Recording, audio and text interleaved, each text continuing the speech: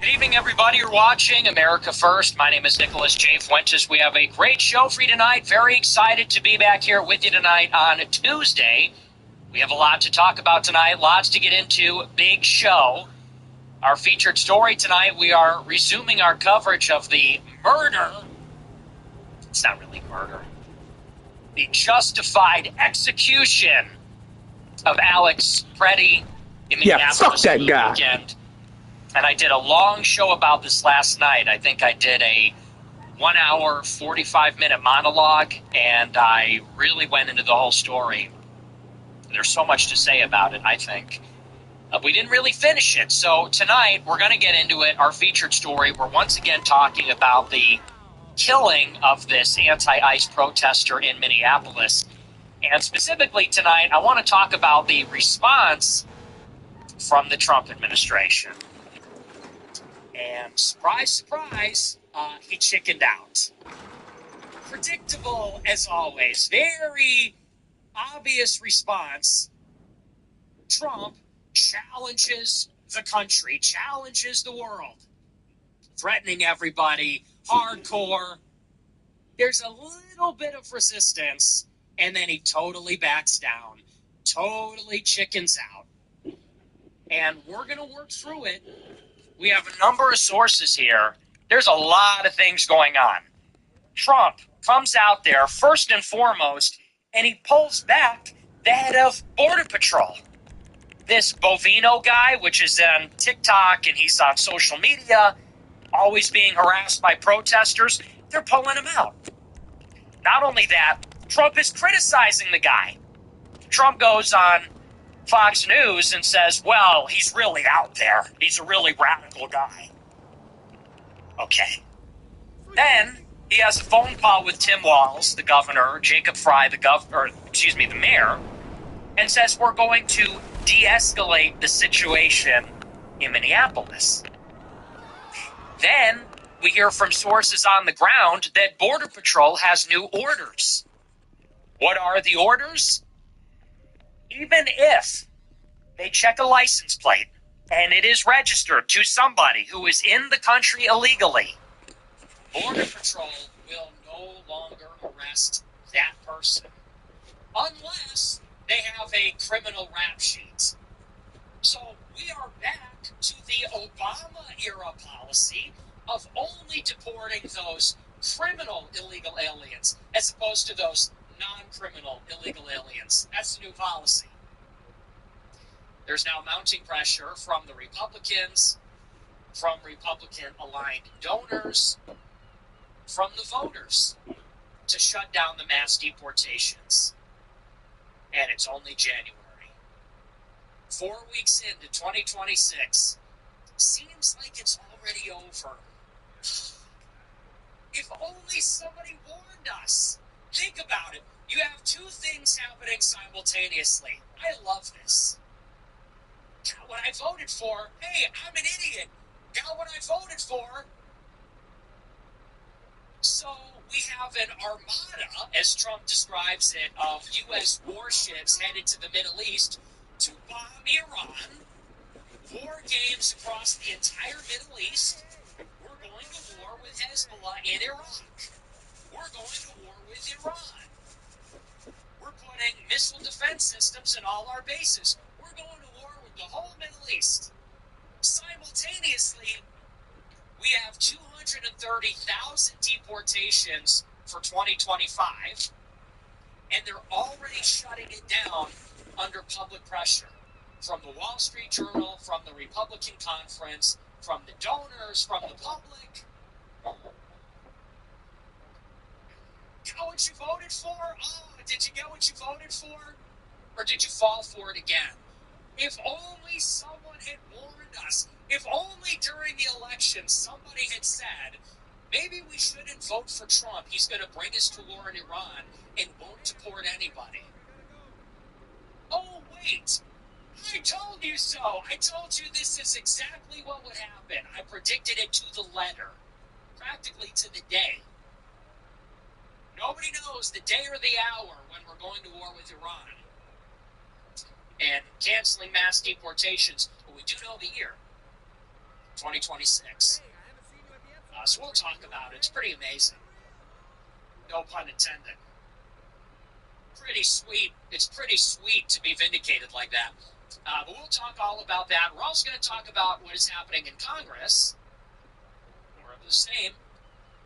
There is a deadline on Friday to pass a spending bill, $1.7 trillion to fund, I believe it's six. Honestly, I don't know if it's 6 or 7.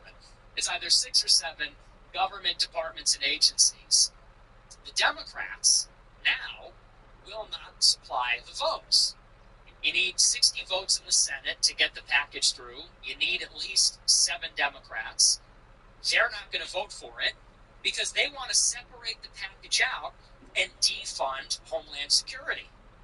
They say the only way they will provide the votes is if we break apart the spending bill, we'll fund everything else, but in order to fund DHS, the Democrats want all kinds of new protocols for ICE. They want body cameras, they want accountability. They may even pull back the funding from the big, beautiful bill last June. Remember the $190 billion for Homeland Security? I think it was $80 billion for ICE. Remember that? Now they want to take it away. And this is a preview. I hope you know that. This is exactly how I said it would go. I said this in 2024. I said this in 2025. I said you're going to get into 2026. It's a midterm. The media, which has been dormant, important to understand. Mainstream media has basically been neutered after October 7th. They have acquiesced to the Republican ascendancy, the death of woke, because the media is Jewish. And when Israel was attacked, they wanted Republicans to get elected to destroy Israel's enemies. Okay, well, now the left has awakened. The left is back. The media is back. And just as I predicted, in 2026, during the midterms, they're doing this wall-to-wall coverage of the deportations, embellishing it. They are escalating the rhetoric, increasing the temperature, as they say. Republicans are going to back down. We're going to lose the midterms anyway. We lose the House in the midterms because we got a 3-vote majority in the House. Democrats get seated next year, and then they impeach everybody. They get in and they impeach probably half of a dozen cabinet officials. Trump, Stephen Miller, I don't know that they can impeach him. I'm not sure. But they'll impeach Trump. They will impeach Pete Hegseth. They will impeach Kristi Noem if she's still around. They're going to impeach a lot of people. They're going to investigate. They're going to use their subpoena power. They're going to call a committee. And they're going to shut down the government all the time. They're going to defund everything. So I told you this. If you are a viewer of the show for the past couple of years, you know that I was on the money.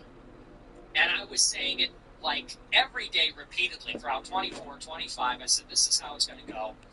And so I feel like I'm repeating myself, but it's only because it has finally arrived. This scenario, which I had been predicting for 2 years, is now here, taking place in front of us. So we'll talk about the situation in the Senate as well. Should be a pretty good show. Before we get into it, I want to remind you to smash the follow button on Rumble, smash the like button, leave a comment. Let me know what you think about the show. Let me know what you think about my new mustache. What do you think? You know, I have the beard. The problem with the beard, though, is it was hiding how thin I've gotten. Because I have ascended, I've gotten much more lean, but when I have a beard, I look fatter. It makes my face look fatter. Now that I don't have the beard, you can really see the transformation. I think I'm going to get rid of the mustache probably next week, but I just wanted to have fun with it. So let me know what you think. You know, my security told me it looks terrible. My security says, you should not have a mustache. You don't have the face for it. And I'm like, okay, what? Just protect my life. Don't attack my appearance. Joking, of course. I think he might be right. He's definitely onto something. I said to him, he said, no, the beard's good, but the mustache, you got to get rid of the mustache. I was like, okay. Anyway, I had a goatee. I shaved it down to a goatee, and then I got rid of it. It looked cheesy. Anyway, yeah, wow. I can't get enough of this. I cannot get enough of this. I think I lost like 10 pounds, 12 pounds. And now that I can see my cheeks, I could really see it. Okay, all right. Anyway, so comment on the new look. Please, feel free, comment on the new look. Check out the merch store, Fuentes.store. Get your Jeffrey Epstein quarter zip. Everyone, I mean, our USA quarter zip, it has no relation to that pedophile. It has no relation to that really fucking a monster Jeffrey Epstein. It's just a quarter zip. I promise it can't hurt you. It cannot hurt you. It will not molest you. It is just a 80% cotton, 20% polyester. It has been constructed in the United States. It has been put together it has been assembled in the United States, and everyone's getting them. We have sold thousands of these. It's my #1 bestseller of all time. And it looks great. You saw it on my Telegram. Everybody's wearing them. So check that out. We also have our America First hats. We have our t-shirts, hoodies, everything. Check it out. AmericaFirst.plus to subscribe. $100 a month. You get to be in a group chat with me, hang out with me, talk to me, annoy me in private. It's all there. Okay, we're going to dive into the show here. We're going to get started with our news. As I said, last night I spent a ton of time talking about the killing of this anti-ICE protester, Alex Preddy, over the weekend. And it really, to this day, stuns me how many people are not getting it about this guy. I see many right-wing people online, and once again, just like Renee Good, they're treating it like this is some kind of tragedy. They're making it a gun issue. They're making it a constitutional issue. And I think I said it very succinctly yesterday, but I'll just briefly say it again tonight. You do realize that the left is real, okay? Everybody has been so caught up in the Israel thing, they don't realize that the left is a real entity, okay? And not for nothing, but the left is also extraordinarily Jewish. As a matter of fact, arguably, the Jewish left has been the primary battering ram against the white race, even more so, I would contend, than the Zionists. And the reason being is because Jewish leftists are destroying our home. Jewish leftists are destroying America, they're destroying Europe through mass immigration, which is irreversible. The money that we spent overseas, the wars that we've done, it's not like I think these are good things. In a way, they're detrimental. But what is being done through mass migration, that is truly the existential threat. That is truly the death of the white race. And that is their explicit, publicly stated goal, is they want to make white people a minority in all of these countries. Now, once you understand this, you realize that if the left wins, if the Democrats win, if the left wins, they're going to open the borders again. All of these illegal immigrants that are here are going to have kids. Those kids will become citizens. Those new Americans are going to have a higher fertility rate than the natives. This is a problem in perpetuity. So if you have a mass amnesty, you're going to get more illegal immigration. The more immigration that you have, the more that the death of the white majority is expedited. The quicker it arrives, the earlier it arrives. Once that happens, we're outnumbered, and then we're outvoted. We're outnumbered by non-white people who are all socialist. A good chunk of them, the majority of them, are favorable towards socialism. They're favorable towards this redistributive politics. They're in favor of these big Democrat political machines in the cities. Once you're outnumbered, you're outvoted, overpowered, and then they secure, for the rest of our lifetimes, mass migration, expropriating property and money from white people, destroying white neighborhoods, making sure that there is no corner of the country where diversity has not penetrated. And then it's over. And when you think about where we're going, if nothing changes, if there isn't a radical intervention to stop this, because that is what is required. You realize this, yes? The future of our country looks like LA. The future of our country looks like New York, where it is impossible for a white person to win an election. It is impossible for a right-wing person that is against crime and corruption and immigration to win an election. And things just get worse. They just keep sliding. Response to natural disasters is bad. Taxes are high. Government services are inaccessible. Even private services are overwhelmed. Crime is everywhere. Quality of life decreases. Quality of everything decreases. And this is just going to be our country everywhere. It's going to be like Houston, LA, San Francisco, Chicago, New York. No escape. And slowly but surely, all of white civilization just collapses. It is no longer Christian. It is no longer moral. It is no longer orderly, prosperous, intelligent, literate. All of that stuff goes away. And then we live among the ruins. We live among the ruins of a formerly great empire, a formerly great civilization, like the people that lived in Rome after the fall of the Roman Empire. We will be building shanties and huts and favelas inside the ruins of our previous civilization, inside the ruins of airports and skyscrapers after we've lost the ability to fly and the ability to build. Now, you must visualize this when you realize what must be done. You actually have to visualize it and imagine a future that looks like this, and then go back in time. You have to put yourself in the position of your grandchildren and great-grandchildren in the year 2100 and look around at your majority-minority country that looks like South Africa, where it's just trash and graffiti and filth and homeless people and vagabonds and criminals. And then you have to go back in time to now when we can prevent it. And then think about what you're willing to do to stop this. And then killing a stupid fat lesbian and a male nurse doesn't seem so bad, does it?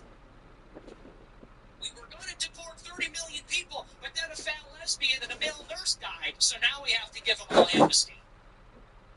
10 million illegals under Joe Biden. They slipped under the radar, crossed into the country. Oh, guess we got to take care of them forever now.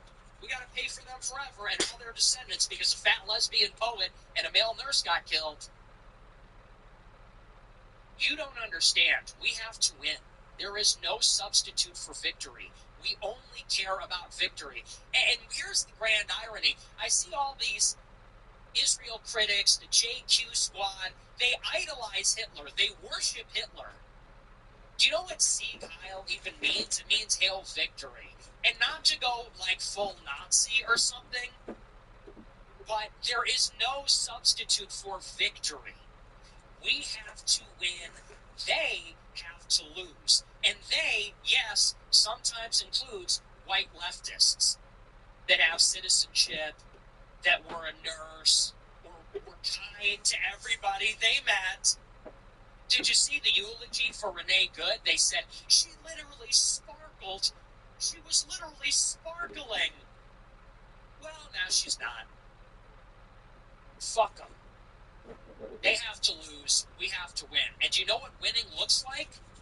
It means 30 million deportations. That's what winning looks like. It means 30 million people that have no legal standing to be here are physically removed from our country and put far away from us. That is what victory looks like. 30 million fewer invaders and putting an ocean or a gulf between them and us.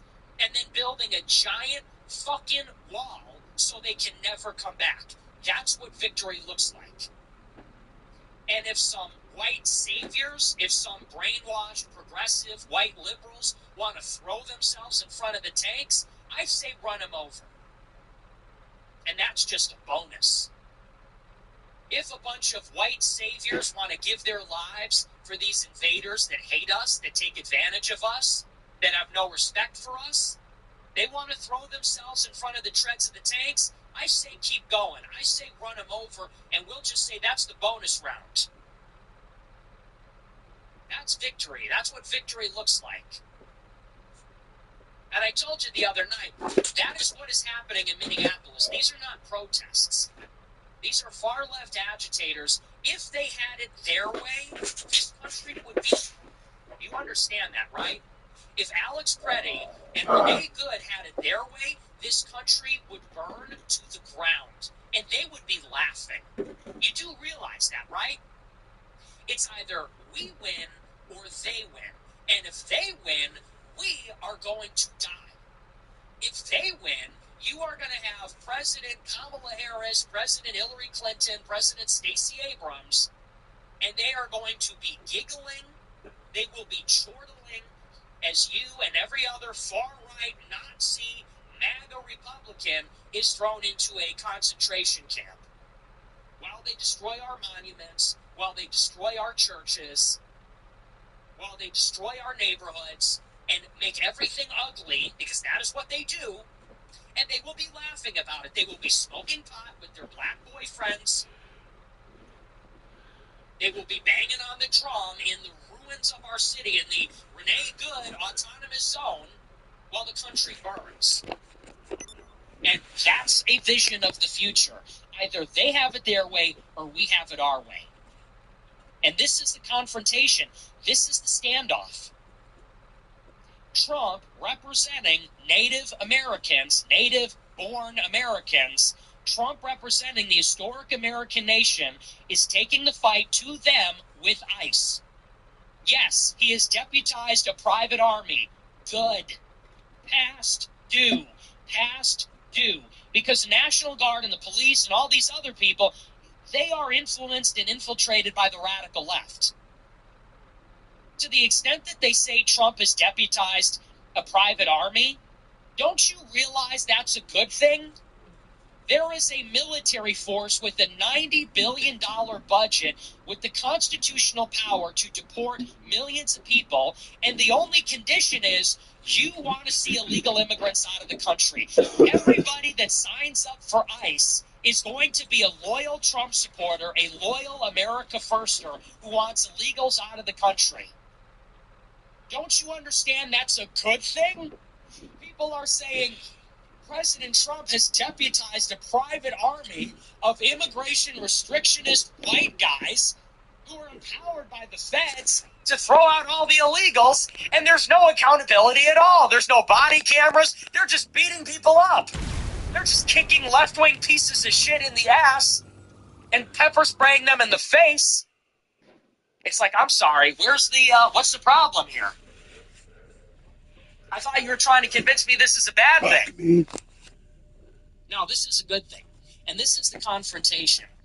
It is these mobilized, organized, left-wing agitators in Minneapolis trying to shut down the deportations versus ICE, versus this force from the government. And we want the government to win this one. We want ICE to win this one. We want ICE to establish order in the city and then facilitate the mass deportations of these people. Get every Somalian out, get every Haitian out, get every Venezuelan refugee out. Venezuela's safe now. We made it safe. Now they can all go home. Send them all back. And otherwise, it's like I said, what is the alternative? Then they are effectively given amnesty. If ICE is not able to do the job because they are hamstrung by oversight and public pressure and regulations, you do realize this is like the George Floydification of ICE. This is like a George Floyd situation. This is neo-George Floyd. Some piece of shit dies because they're stupid. And then there's all these calls now about brutality. Well, I support law enforcement, but this is brutal. Alongside calls to abolish it, ICE will be hamstrung. The leadership is not going to have their back. And you know what's going to happen? Then you can't do mass deportations. And if you can't do deportations under this administration, you're never going to get them. And if you never get them, then it's effectively an amnesty. And if it's an amnesty, then that means these people won. That means there's true lawlessness. It's an open border. Invaders are welcome. We have no credibility as a regime. You can't be here lawfully, but we're not going to do anything about it. I mean, you lose all credibility at that point. So this is a showdown, and we have to win. And this brings me to our story for tonight. I want to talk about Trump's response. Trump is absolutely backing down. This is a horrific disappointment, total embarrassment. If you're a Trump supporter, and I don't consider myself one anymore, you should be furious. You should be angry. You should be honestly on social media complaining. If it were me and I voted for this crap, I would be in the street protesting, honestly. But they're making excuses. So in 2024, Trump promised mass deportations. That was the promise, wasn't it? Joe Biden had more border apprehensions than any other president by far. It wasn't even close. It was like double the next highest number of annualized apprehensions on the southern border. Trump got elected on that basis, that he was going to reverse that. Not stop it, but stop it and reverse it. People like to point out that the border is secure and illegal immigrants aren't coming here anymore.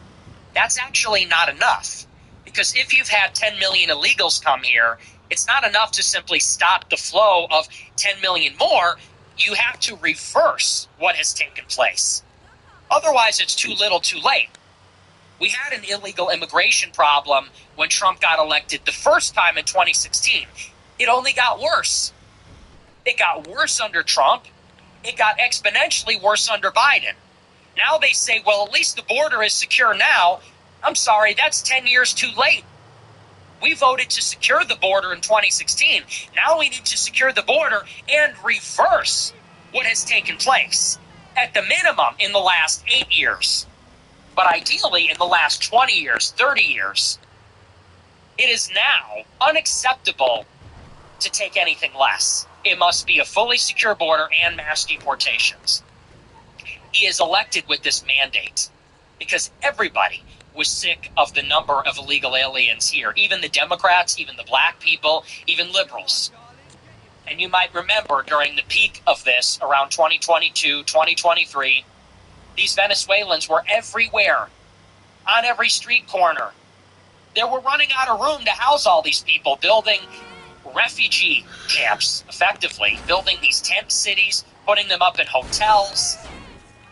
They were literally being put up in luxury hotels in Chicago, on the Gold Coast, in Manhattan, in New York City. Finally, people had enough. They voted for Trump to get rid of this problem.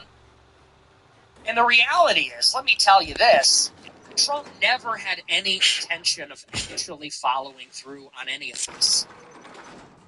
Because to deport 10 million people, or even let's say 1 million people per year, which is 4 million in the second term, you are going to need a whole of government approach. You're going to need everybody, all hands on deck. You're going to need Department of Homeland Security, Department of War, Department of Justice, fully focused, fully committed, marshaling all resources. You're going to need the right people at the top, the right department heads. You're going to need the right chiefs of staff. You're going to need the right undersecretaries. You're going to need everybody to be on the same page, competent, focused. And they're going to need the will to follow through on all of this.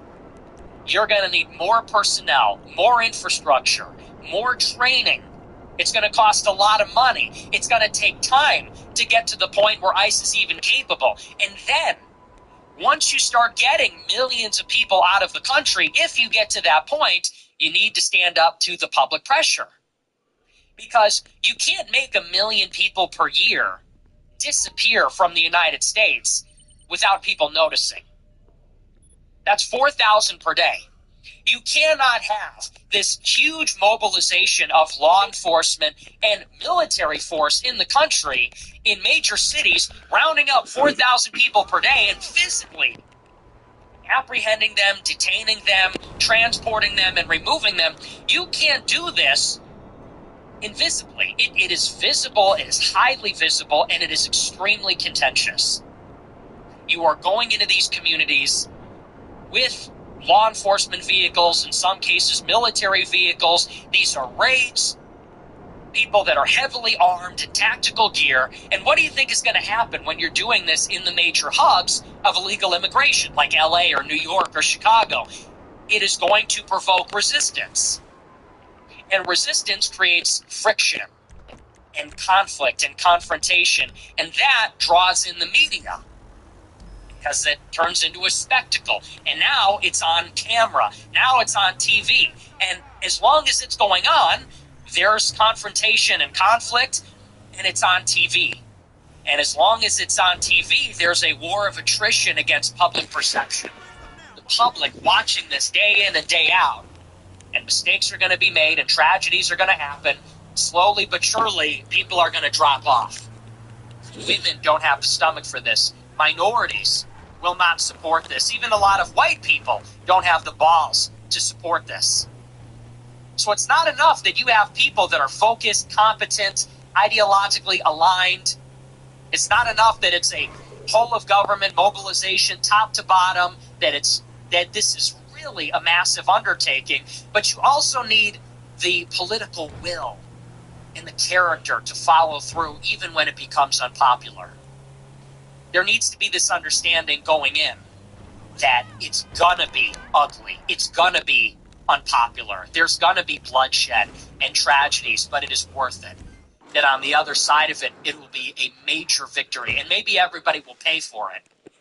Maybe everybody involved will pay for it in some way or another, but it's worth it. That is what was required. Now in 2024, I'm looking at Trump and Vance. And after the election, during the transition, I'm looking at Pam Bondi and Kristi Noem. And it was obvious then, as it is now, that none of those people fit this description. None of them. Not Trump, not Vance, not Noem, not Bondi. None of them fit this description. None of them are serious. None of them know what it takes. None of them have the wherewithal to mobilize all of the government. Not all of them are on the same page ideologically, and absolutely none of them have the political will to follow through. Well, now here we are. So let's start in 2025. There was a New York Times piece that came out at the beginning of 2026, and they estimated how many people have actually been deported. There's been a lot of debate about how many people have actually been deported, because so much is being said about it. It's so visible, and ICE is everywhere, and it's the talk of the town. And the Trump administration swears that it is happening, but the numbers are being contested for various reasons. The Democrats are embellishing it for their purposes. The Republicans are embellishing it for their purposes. Well, what is a deportation? It's actually more complicated than you think. When we think of a deportation, what we are talking about is what is called an interior removal. Specifically, what this means is that Border Patrol or ICE is going into the country, the interior, meaning inside of the borders of the country, in a major city, in a residential area, and they are arresting somebody that does not have legal residency, and then they are removing them from the country. That is what we would call a deportation. But strictly speaking, that is a particular kind of interior removal. What is not a deportation is when somebody arrives at the border and they are turned away. That is classified as a deportation, but technically speaking, it is called a return. An interior removal versus a return at the border. They're being returned from where they came. Two different things. Additionally, during the Obama administration, just to give you an idea of the numbers, In the first year of the Obama administration in 2009, Obama had 260,000 interior removals. 2009, that's the first full year. Well, I guess it's not a full year because he got inaugurated in January, but in 2009, that's Obama's first year in office. He deports 268,000 people. Those are 268,000 interior removals. By the end of Obama's second term in 2016, the number is down to 60,000. Why does it fall so precipitously? Because starting in the 2010s, Obama launched a new policy where they would no longer remove people for merely being in the country illegally. Rather, the interior removals going forward would be only those that are committing crimes. In other words, they introduced a new distinction. And they said there are criminal illegal aliens and non-criminal illegal aliens. There are criminal illegal aliens that have committed a murder or a sexual assault or a battery. They have some criminal rap sheet. And then there's a non-criminal illegal alien that is merely here illegally without residency or citizenship. So how then do the numbers fall so much because of this new distinction? Because going forward, the only way that they are deporting people is they're relying on local law enforcement. If the local police arrest somebody who's committing a crime, like let's say the local cops pick up a murderer, the local cops pick up a drug dealer, a rapist, well, they're going to run that person's information. If that person is a non-citizen, then they are turned over to immigration services, you see? So that's why that distinction really matters. You've got interior removals and returns.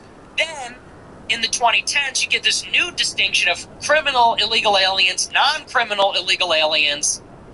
And they're not touching the so-called non-criminals because they're not doing raids. They're not hunting them down. They're not rounding them up. They're not breaking down doors. They're relying on law enforcement to arrest criminals in their ordinary law enforcement duties. If they happen to be illegal, then they are given over to federal jurisdiction and they're deported. This is how the numbers get so low. Well, the New York Times says, after all of the debate and discussion about the numbers, that this first year of Trump's second term, Trump has only deported 230,000 people. 230,000. So Obama, in his first year, deported 268,000. Those are interior removals. You cannot fudge the numbers there. People like to say, oh, that's a myth. That counts returns. No. Obama had 38,000 more interior removals than Trump's first year in office. Those are your mass deportations, okay?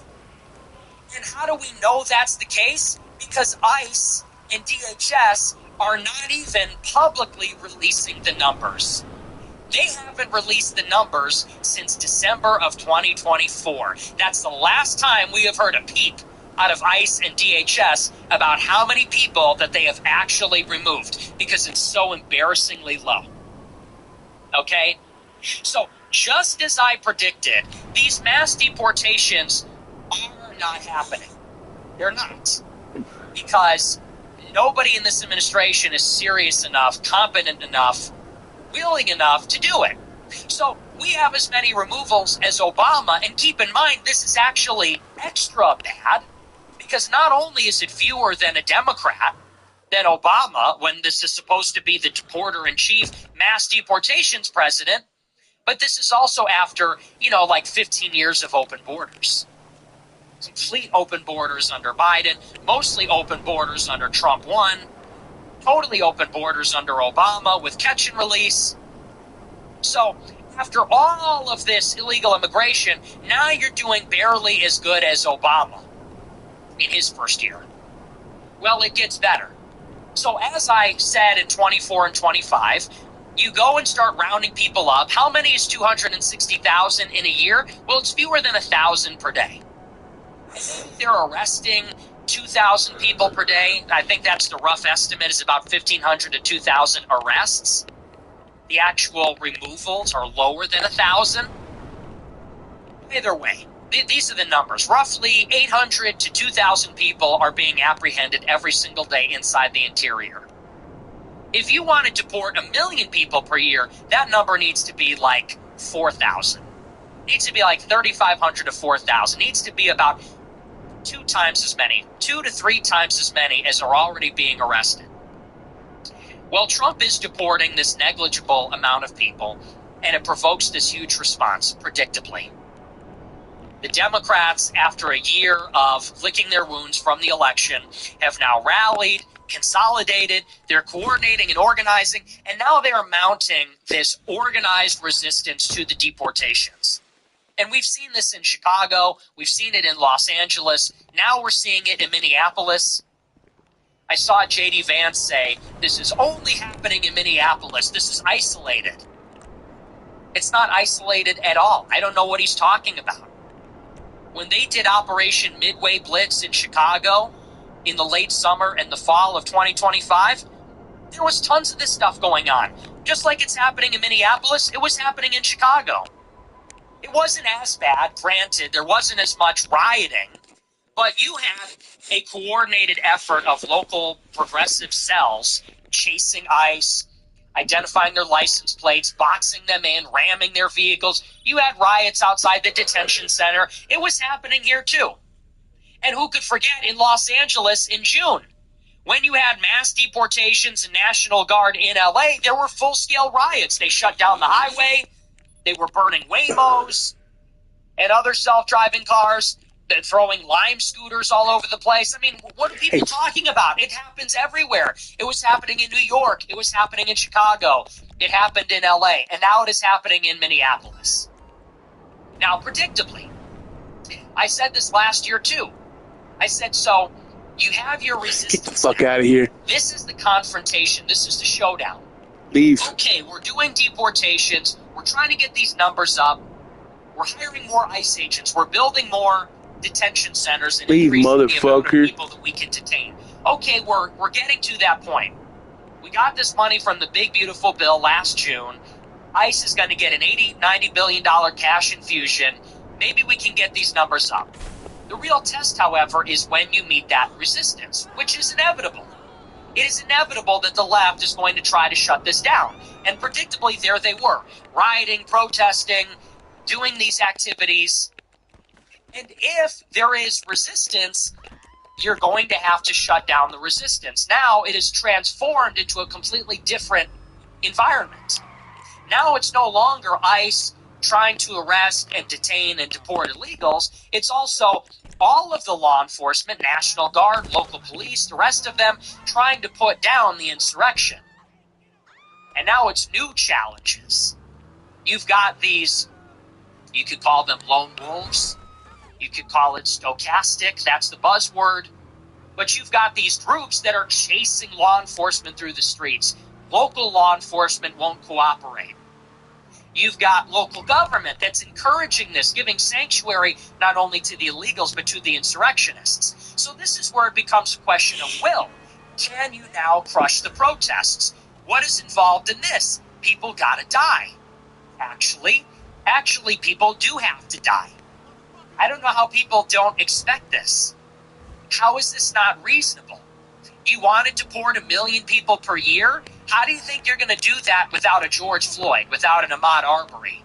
How do you think you're going to do that without some dirtbag who's going to try running and then gets shot in the face? It happens. 1 million people is a lot of people. And they don't want to go. And some of them are violent and armed, and some of them are not going to take it. We have to be okay with this, actually. And if then you have left-wing radicals who are totally insane, think about their perspective. In their mind, this is the Fourth Reich. They're playing Bella Ciao, and they've got their red berets on. They're LARPing as Hassan Piker is dressed like he's in the Chinese Communist Party, wearing his Ushanka. These people are LARPing like they are the Bolsheviks. They're LARPing like they are communist revolutionaries. You've got a Hollywood movie about Leonardo DiCaprio and his black girlfriend doing terrorist attacks on Border Patrol. So what do you think is going to happen? Then on top of the illegals, you've got these nut jobs. They think they're fighting the Gestapo. They think it's a video game and they're going to raise the fist and they're going to be the resistance. Yes, some of them are going to die too. And I'm perfectly okay with that. You want to know how to not die as an illegal immigrant? Go home. You don't want to get shot in the face by ICE? Take your $3,000 and your plane ticket and go home. And if you want to take the chance, then when ICE arrives, surrender. Surrender. You're not here legally. You have no right to be here. This is our country, the citizens of the United States. This is our government. We have due process also, not just you. We have a right to have our country and protect our borders. We have a right to live in a country with people that are citizens, that we know who they are, that they pay taxes, that they're part of this social contract. You don't want to fight, you don't want to die, then surrender. And the same goes for left-wing agitators. If you don't want to die, stay home. Let law enforcement do their job. If you want to make your voice heard, do it legally. Go to a protest. No one has a problem with that. Go to a protest in the daytime with the permit in front of the government building and make your voice heard peacefully. Just like illegals don't have a right to be here, you don't have a right to run up on cops with a loaded gun in your waistband. Everybody knows that. And by the way, if any of us did this, if some kind of KKK Klansman or Nazi person or far-right extremist, whatever, if some radical on the right that the left hates ran up on cops with a gun in their waistband and they got shot, do you think the left would be saying, oh, I don't agree with them, however? Of course not. So this is part of it. You need to be ready for this. This is the first major test. And we're here. So Renee Good died, and I am perfectly okay with that. You're in your car, you're blocking ICE, you sped up when a cop is in front of you, mag dumped in the face, justified. Justice was served. Bye-bye. Goodbye. Bye-bye. Okay, now you have another one. Even his own parents have said. Alex Preddy, his parents said, in contrary to all the media says he's a nurse and everyone loved him and he was a great guy. You know what his own parents said? They said he's been acting really weird lately. He hasn't gone to work in months. He's fallen in with the wrong crowd. His behavior is really strange. That's who this guy is.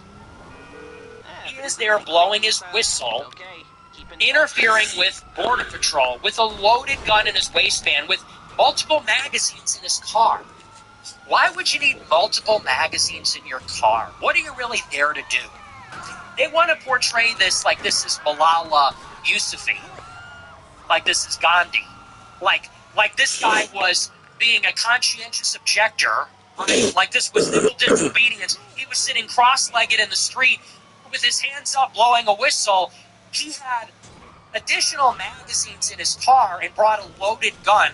Why do you need additional magazines if you're a peaceful protester?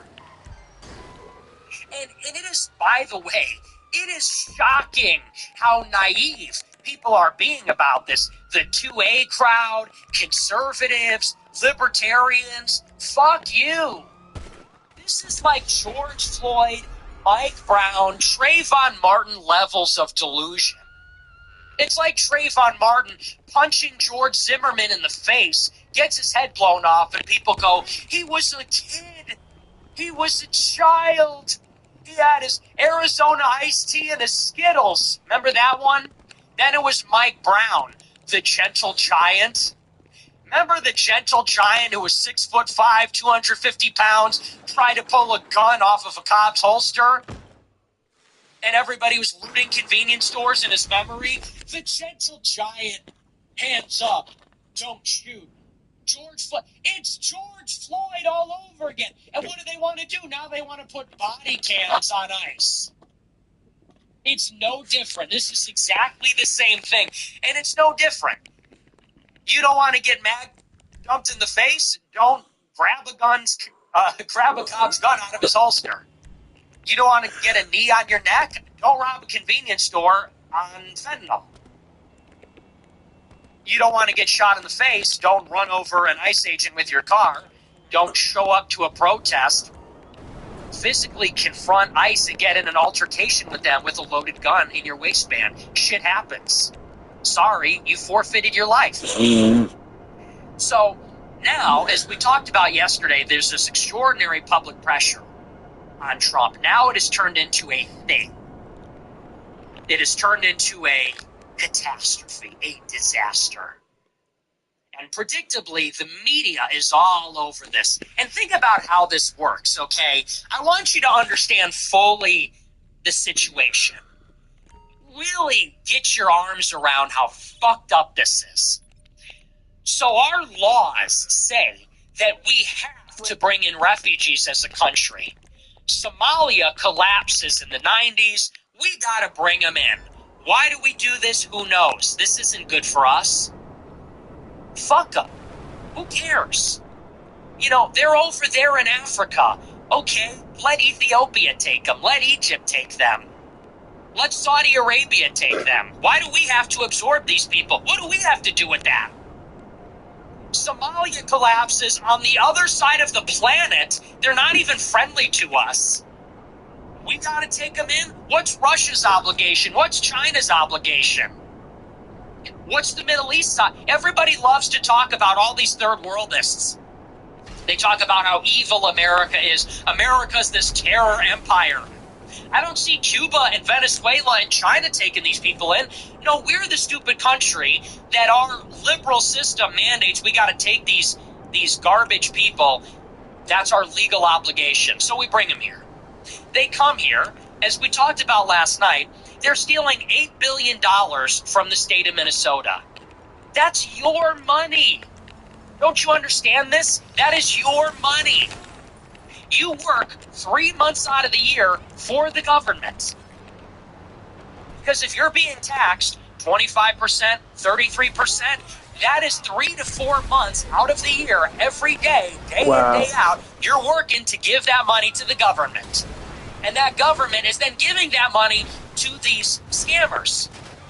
They go to the state and say, we need $500 million for autistic kids. We need $200 million to feed the kids. And they're spending that money on luxury cars. They're sending that money home to Somalia to their extended clan, their extended family in another country. The government gets hip to this. The Democrat machine in Minneapolis gets wise, and they realize there is fraud. They start investigating. The beneficiaries of the fraud, the Somali community, start to threaten the state and say, if you take away all this fraud money, we will sue you for racism, which they did. The Somalians who came here as refugees are stealing our money for their own enrichment and largesse. They get caught with their hand in the cookie jar. They sue the state, which they are stealing from, for a civil rights violation for racism. So the Democrats cover it up. It takes a YouTuber to show up there and find out that this is fake to create this public pressure. Then ICE and DHS come in. ICE and DHS come in to investigate, and these activists that are from the city government, from the state government, I believe the lieutenant governor was in one of these group chats, city council members are in the group chats. These are the shock troops of the Democrat city machine. These are local cells of progressive and left-wing activists, DSA members. They've got their mitts in the Democrat machine. They then form up a signal group and they start chasing ICE. They start doxing ICE officers, doxing their license plates, showing up to interfere in their operations. They're, in some cases, rioting outside their hotels, outside the facilities. It is at this point that a couple of them get a little bit too carried away and they get shot and die. Then the media comes in. Now in comes the left-wing media, in comes the New York Times, and the Washington Post, and CNN, and the rest of them to shove their cameras everywhere and say, this is the Gestapo. Now Hollywood comes in.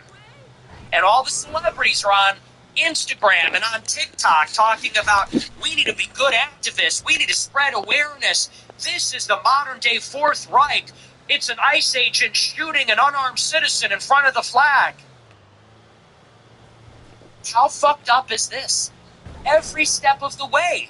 We should have never taken the refugees. We should have never let them steal. You should have never covered it up or been guilt-tripped about racism.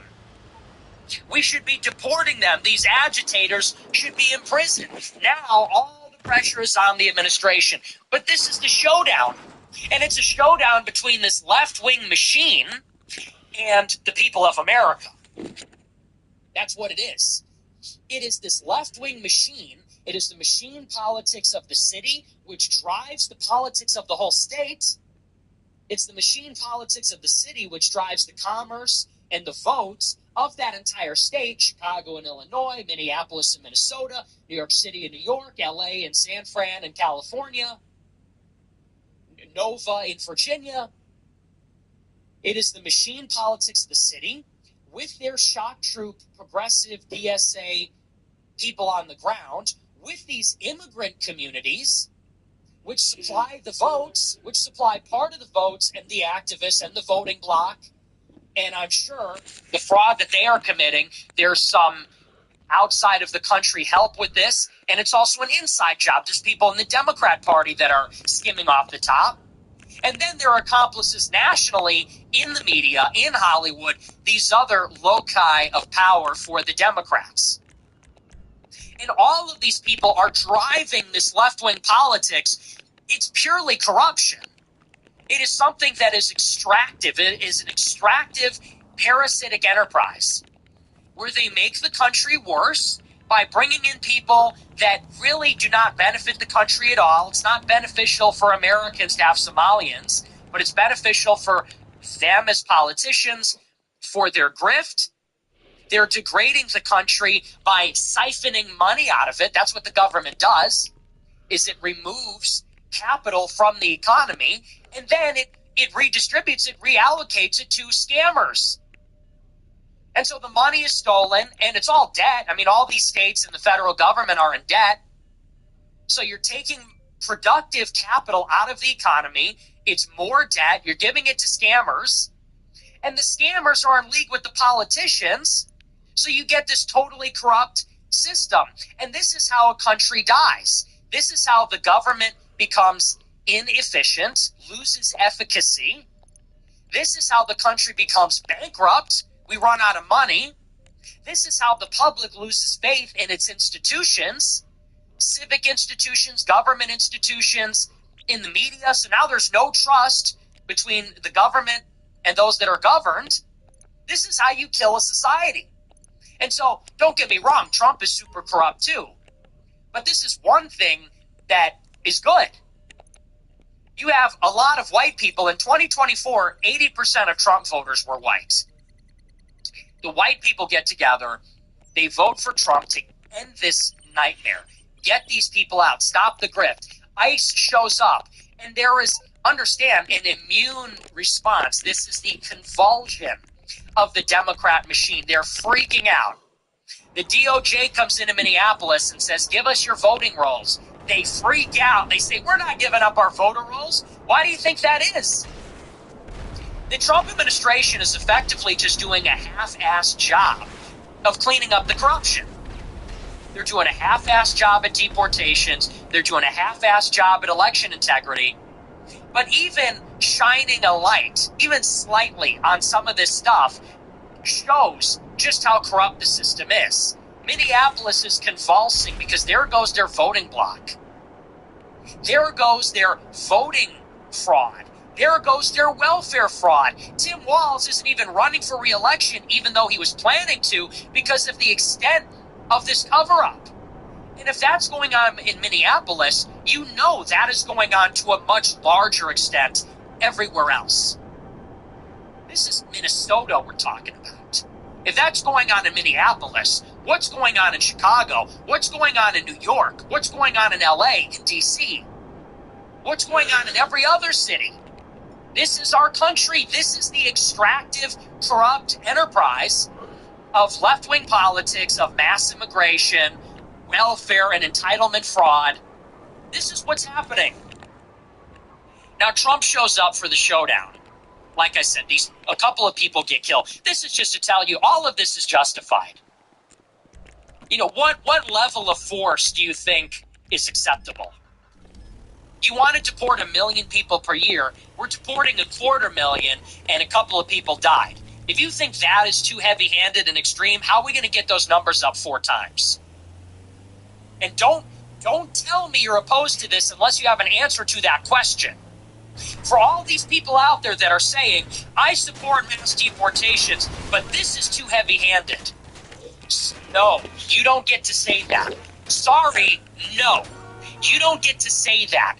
If you are truly in favor of mass deportations, if you truly understand the stakes, then you tell us how we're going to deport 1 million people per year without some of these pieces of shit getting killed.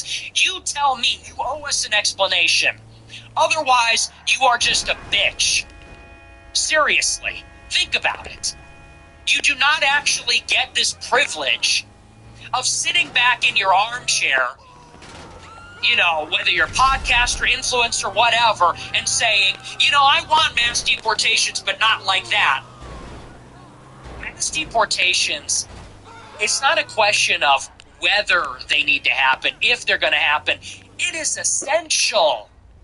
It is imperative for the continuity of our country. We don't have a country if we don't have law and order. Law and order has no credibility. If you tell people, well, you got in the end zone, you're safe. You know, you cross first base, you're good. Right? It's good. These illegal immigrants leaped over the border under Biden. Okay, well, you made it before the buzzer went off. I guess it's good. No, sorry. It is imperative that every single illegal alien get deported. Otherwise, we have no credibility as a society. We have no laws. We have no government. The native people have no sovereignty. Who gets to determine who is allowed in the United States? If it's not the native citizens, then who is it? It's the foreigners? A foreign-born, foreign national who is in some village in El Salvador, they make their way over into America and they say, I get to determine who's allowed in America. That's not a country. So they gotta go. It is a necessity. Otherwise, we don't have a country. Otherwise, we are ruled by communist radicals and illegal foreign nationals. We're ruled by everybody else. We have no sovereignty. We have no law and order. We have no society. So these are the stakes. You're either ignorant or you're lying. If you understand that we have to deport 1 million people or more per year, it is your responsibility to tell us how we're going to do this without a fat bitch getting shot once in a while. Seriously. I don't see any other way. These deportations have to increase. They have to expand by many multiples, by at least 4 times. If it's going to increase 4 times, the left is going to resist. We have to stomp them into the ground. We have to crush them with a closed fist. We have to deploy overwhelming force to shut it down so they don't even try anything. And yeah, some people are going to need to be made an example of. You scare them all off and say, look, you don't ram ICE vehicles with your car. You don't run up on a law enforcement officer with a loaded gun and extra magazines in your waistband. You don't do that. It has deadly consequences. People need to know that. I'm sick of hearing about it. But this is the situation we find ourselves in now. And so now the media is broadcasting this everywhere, and the pressure is particularly acute because we are in the midterms. It is now 2026. This is no coincidence.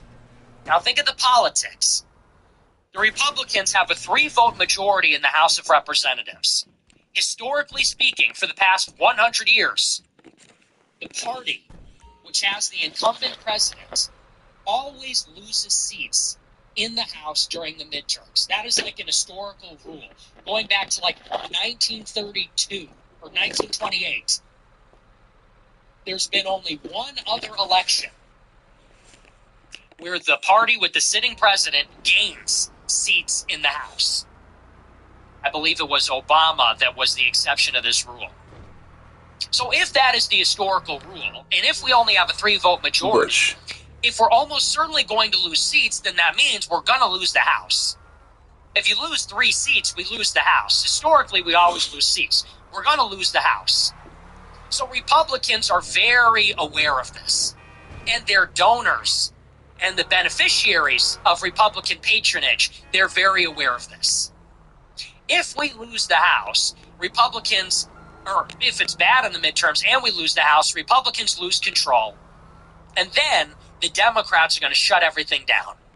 So this gravy train that is happening right now, all these beneficiaries of the graft that's happening in the Trump administration, whether it's the crypto guys, the tech bros, some of these defense contractors, construction companies, all these people that have been benefiting from the corruption of the Republicans, the gravy train stops.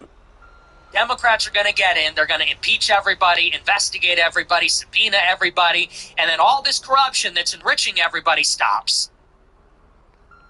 And then there's the political aspect. Republicans have this agenda. That gets shut down. If Democrats gain control of one chamber and you have a divided government, they're going to shut it down for the next 2 years. So Republicans are freaking out. We need to keep the House. We need to do everything necessary to avoid losing even a handful of seats. It's in this context now that you have this big scandal and there's all this pressure. That brings us to Trump's response. So this guy gets killed. Now, what does Trump do about it? He is totally capitulating and totally surrendering and totally backing down. I'm going to read through. This is a series of developments since the weekend. First and foremost, Trump says that ICE is withdrawing from Minneapolis after the killing. This is from the New York Times. It says, quote, Gregory Bovino, the Border Patrol official in charge of President Trump's on-the-ground immigration enforcement in Minneapolis, is expected to leave the city, according to 2 U.S. officials. Some of the federal agents in the city are also expected to begin leaving on Tuesday, Mayor Jacob Frey of Minneapolis said after a phone call on Monday with President Trump. After 2 days of blowback over the shooting and his own attacks on the victim, Mr. Trump struck a more cooperative tone on Monday, first by dispatching Tom Homan to the state and then describing in a social media post a good call with Governor Tim Walz, whom he had also blamed for the shooting. He said that they had been on a similar wavelength.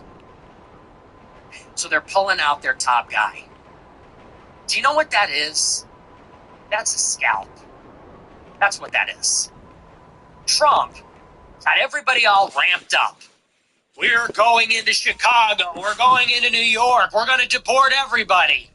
If you are illegal, you are going back. It is not negotiable.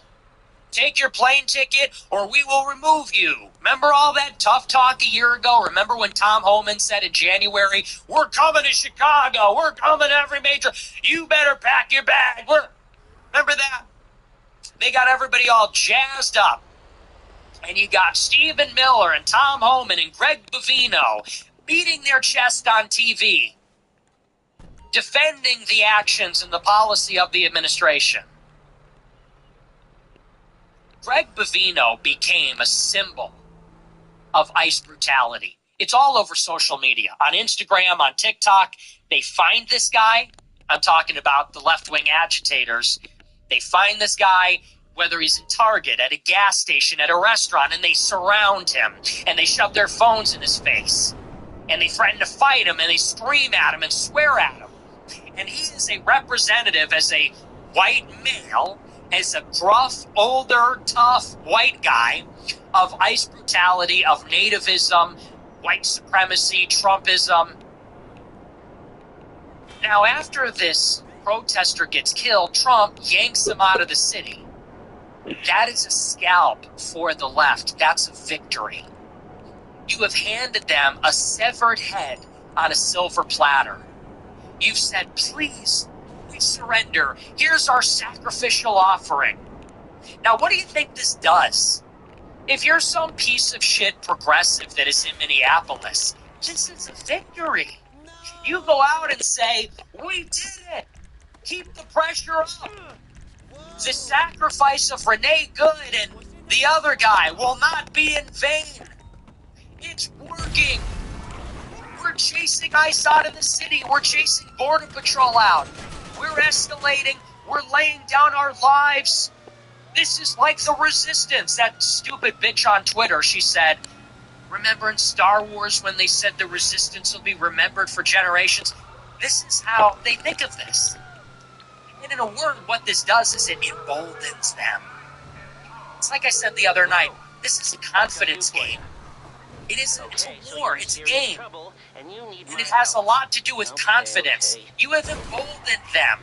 You have just given them the realization that if they keep showing up, you will back down. You will make concessions. You will retreat.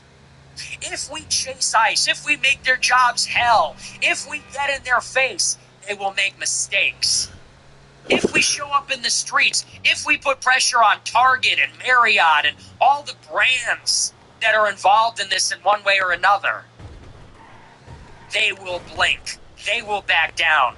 And if you think you're winning, you make more sacrifices. You push harder. If you think the chi of the battle is on your side, you're going to keep pushing. That is what Trump has now invited. Not only this, Greg Bovino gets yanked.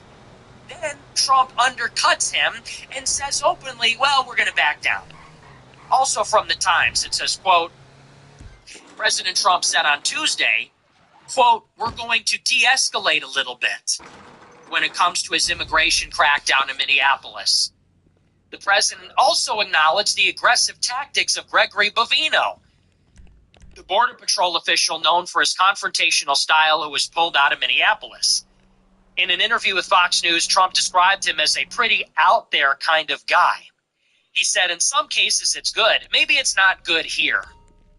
On Capitol Hill, the top 3 House Democrats came out in support of an effort to impeach Kristi Noem. Republicans were also critical. Senator Tom Tillis of North Carolina told reporters Ms. Noem should be fired. Senator Lisa Murkowski of Alaska struck a similar note. It's over, okay? You gave up. You gave the game away. Not only do you give the left a scalp, but you undercut your own guy. Now, what does this do for your own side? So you have just told the left, if the left pushes really, really hard, if they lay down their lives, we will bitch. We will eventually back out. We will withdraw. We will surrender. What have you told your own side? You've told your own side, if you make a mistake, if you make an error, I will not have your back. I will pull you out. I will put you on the bench, and then I'll throw you under the bus in the media. So what does this do to the psychology of the ICE officers? You're asking ICE officers to go and fight these animals and potentially die, potentially get shot in the face. They're being put in an impossible situation. They go out there, they're being chased, they're being harassed, they're being overwhelmed. Protesters are blowing whistles. It's a confusing, dangerous environment when you can't hear, when you can't see. You got people running up to you, confronting you. And now what you have is doubt, hesitancy, reluctance, second guessing. If you're an ICE agent, okay, we're in the freezing cold in Minneapolis. We're chasing these beaners. I happen to be a beaner, so I can say that. We're chasing these beaners around. We're chasing the beans. These shithead radicals get in the streets, blowing their whistles. They're armed with assault rifles, running up on you. You start to wonder, well, if I kill this guy, I'm going to live, but what's going to happen to me? Am I going to get hanged? Am I going to be investigated? Am I going to be prosecuted for murder? Is Trump going to have my back?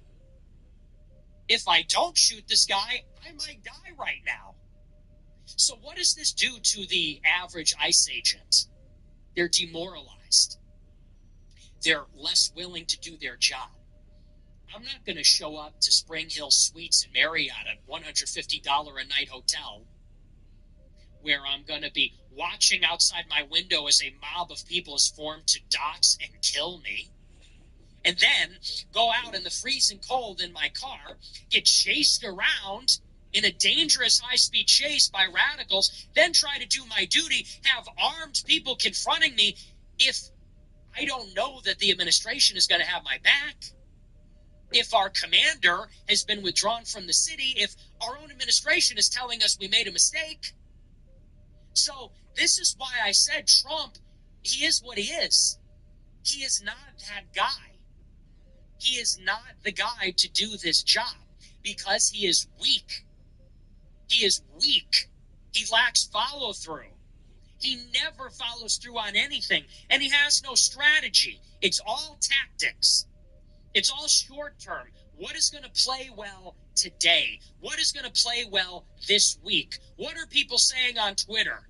Someone who is that reactive, someone who is that short term in their thinking with such a short time horizon cannot accomplish anything that requires a sustained effort through difficulty and lack of popularity. Can't do it.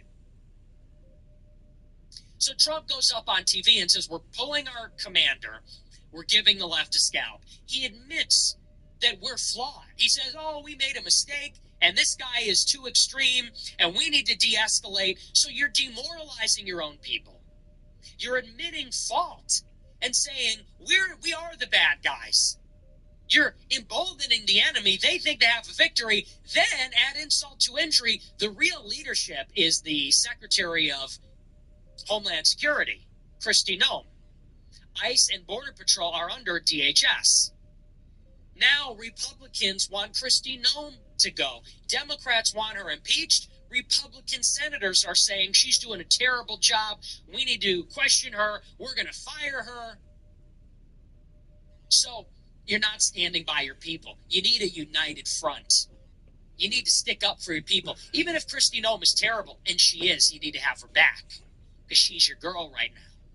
Greg Bovino, maybe he's too intense. You tell him to chill out behind the scenes, and you keep him in Minneapolis just on account of. That's what you should have done. You keep him in the city. Maybe you don't parade him around in the streets, but you keep him there just to say that he's there. You don't have underlings telling the media that he's been fired, and then the White House comes out and says, no, he hasn't been fired, but we did withdraw him. You don't certainly have Trump on TV and say he's out there. No, you leave him in the city, at least for the next week, just to have him there, and you back him up. You go on TV and said he's a patriot, and your girl Kristi Noem, she is a fucking idiot, but you know what? She's your girl right now, and she's the head honcho running the operation. You got to back her up. You got to whip the Republicans and say, we back up our administration. You got to get out ahead of it and say, Kristi Noem is doing a great job. Greg Bovino's a patriot. We're not going anywhere. Our answer is, you don't want to get in trouble, then don't attack our law enforcement. You reframe it. Trump is in Iowa talking about the economy. You should be in Minneapolis rallying the troops. They don't have any fight in them, though. It's like I said, this requires total focus, total mobilization, marshal every resource. They don't want to fight it out. Too messy, too ugly. It's in the midterms. Oh, the opinion polling's not so good. We want to get off the subject. We're going to make a half-ass effort to change the conversation. They don't even know what their line is. First they come out and call him a terrorist. Then they come out and say, oh, I don't know what you're talking about. First they come out and say he's a bad guy. Now they say, well, it's a tragedy, but also he had a gun. Okay, so which is it? This isn't your first rodeo. It gets better. Now Stephen Miller is piling on Kristi Noem. Hey, and by the way, where is Stephen Miller, huh? Hey, plan-trusting idiots. Hey, Trump cucks. Hey, cuck chair Trump supporters. Hey, plan-trusting idiots. Hey, bottom-feeding scum. Where's the hero Stephen Miller, huh? Where's our number one Jew? Where's our base Jew, huh? Where'd he go? Remember all that propaganda? Oh, Stephen Miller is just autistically thinking about deportations all the time. Really? Where is he now? Because I thought he was supposed to be the next president. I thought he was one of those remarkable Jews that is an ally of the Nazis. I thought Stephen Miller was the guy who was really behind it and all these speeches. Where's our guy? Where's he in the middle of all this? Huh? I don't see him on TV. Haven't seen him. Haven't seen him after he posted that on Twitter, and then I don't know, they must have bitch slapped him behind the scenes. Where'd he go? Where's our tough guy running the White House? Where is he? You tell me. Are we trusting the plan? And Stephen Miller, if you can hear us, he's our base Jew. Oh, I love how he's just always autistically thinking about how to deport illegals. He has so much aura. I guess that Stephen Miller's not here today, huh? It's almost like this is precisely what happened 8 years ago, in 2018. Stephen Miller is now moving behind the scenes to put all the blame on Kristi Noem, to isolate her and make her the fall girl. This is what he says, according to Politico. It says, quote, White House Deputy Chief of Staff Stephen Miller is distancing himself from Homeland Security amid widespread outrage over the killing of Alex Preddy by immigration agents in Minneapolis. Miller, an architect of President Trump's hardline immigration enforcement campaign, said that his initial remarks, including labeling Preddy as a terrorist, were based on information from DHS. It's their fault. He also said the agency may not have been following White House instructions with its overall handling of the enforcement operation in Minnesota. Because, you see, Miller is the Deputy Chief of Staff of the White House, acting Deputy Chief of Staff, Strategic Advisor. So Miller's coming from the White House. Homeland Security is down the hall and to the left. So if this dirtbag gets shot and Miller accidentally calls him a terrorist, Miller says, oh, well, that's because Homeland Security isn't following the guidance of the White House. I misspoke because the White House got bad information from Homeland Security. Nice. Courageous. Heroic. What a hero. Serves you right. You trusted a Jew. Okay? I don't care what his name is. Stephen Miller. Doesn't matter. He's a Jew. Okay? In a statement, Miller said that the White House told DHS to use extra personnel sent to the state from Customs and Border Protection to keep protesters away from the fugitive apprehension operations, suggesting the confrontation that led to Preddy's death violated those instructions. He said, we are evaluating why the CBP team may not have been following that protocol. What a worm. What a snake. What a disgusting rat. Filth. So, look at your White House. Look at it. Dread it. Run from it. Where did it bring you? Back to me. Back to the Groypers. Yeah, you trusted the plan. Serves you right. Dread it. Run from it. Destiny arrives all the same. Where did it lead you? Look at your White House, you bitch. Look at your White House, you bitch. Look at it. Look at it. You kill one idiot. You kill one little left-wing protester. Who cares? And the White House is going crazy. The administration's going crazy. We're de-escalating. They're yanking their guy back, throwing him under the bus. Kristi Noem is getting fed to the wolves. Stephen Miller is distancing himself. They don't even know what their line is about the whole thing. Well, it's a tragedy, but he shouldn't have had a gun. Well, he's a terrorist. I got bad intel. Oh, I never heard that. Your golden age. And you know what's really funny to me? You know what's hilarious? Excuse me. In the first month of 2025, everybody was saying, this second Trump administration is different. It's different this time. Look at how fast they're moving. They're competent. There's no leaks. There's so much energy. They're moving so quickly. It's a blitz. The left doesn't have time to counter what they're doing. They're flooding the zone. They're doing 100 things in a day. The left can barely keep up. You remember this?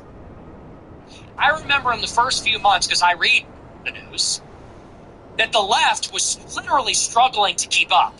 And they were talking about how they were struggling to keep up, talking about how it was demoralizing, saying we can literally barely keep up with how many awful things Trump is doing every single day, and that's impeding our ability to counter it.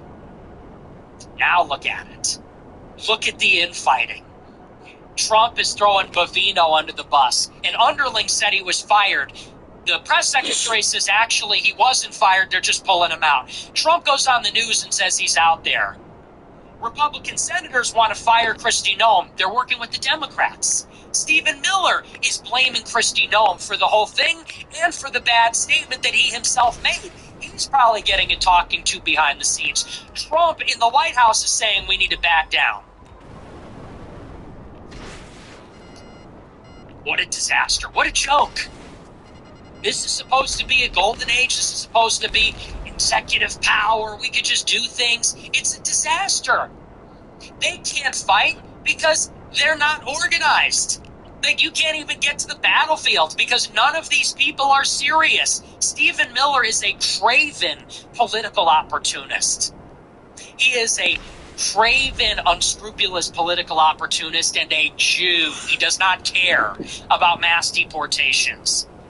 He is a smug, aloof, flippant, self-aggrandizing, opportunistic Jew. And he was in the first term, and he is in the second term. He is a joke. Kristi Noem is a joke. Look at her. She goes out to these things in a costume. She went to Spirit Halloween and got your sexy Border Patrol costume. She's over there with her plate carrier. She's an idiot. Everyone says that she's sleeping with Corey Lewandowski, who's really running the show. She's just straight up an idiot. She cares more about anti-Semitism than mass deportations. And Trump is 100 years old. He's fallen asleep. This is your team. They were never going to bring us to the promised land. This is the team that's going to do the deportations.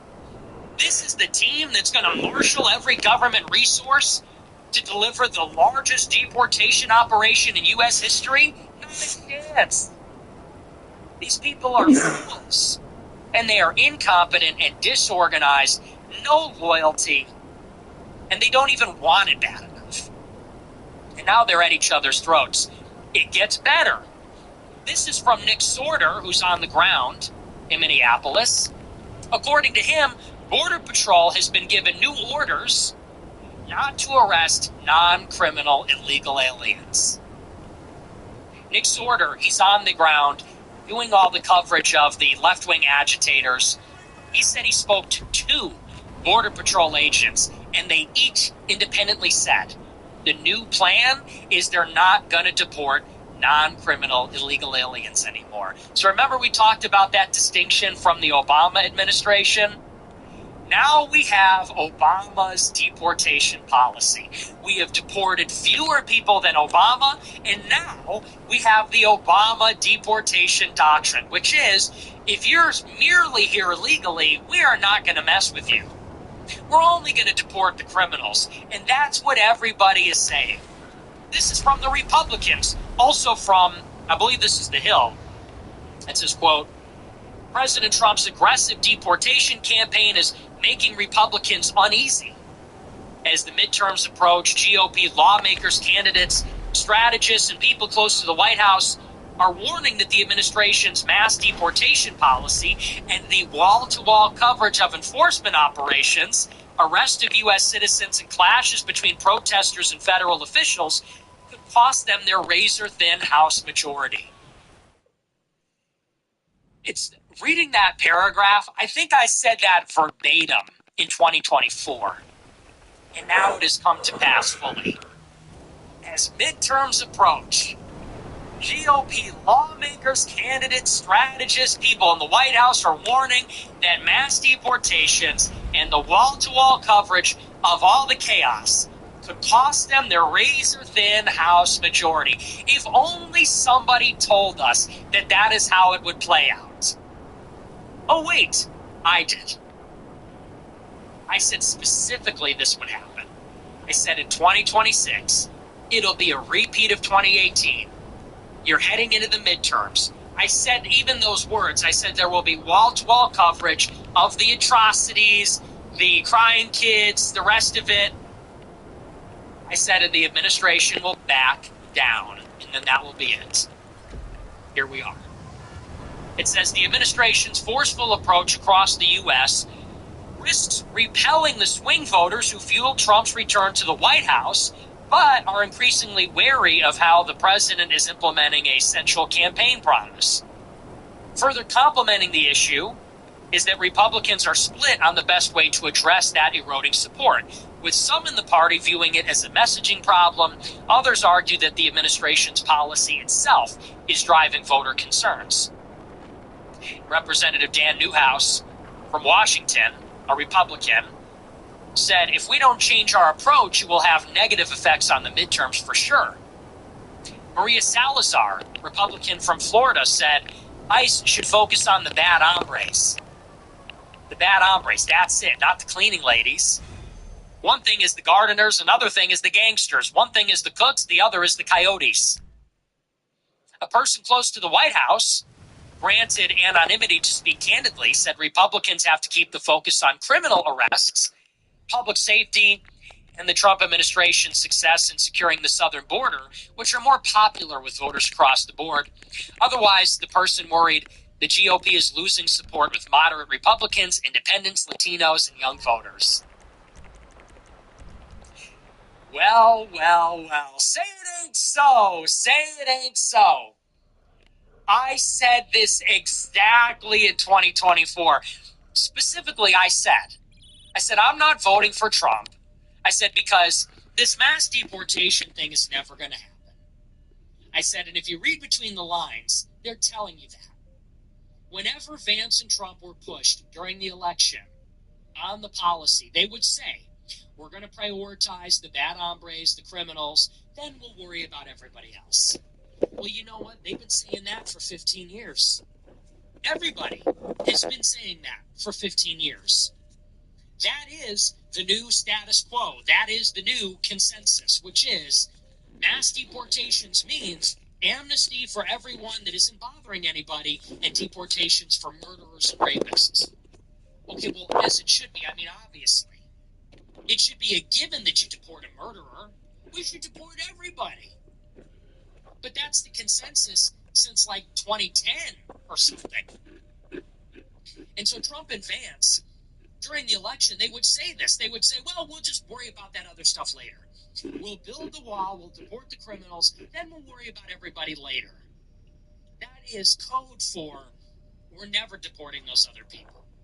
That's code for we're going to secure the border, we're going to deport the criminals, and then we're going to kick the can down the road on everybody else. It'll be somebody else's problem. That's what they meant. And if you want to deport millions of people, you need a lot of money for that. And you need serious people. And like we talked about before, they never at any time indicated that they were going to bring that level of seriousness to the table.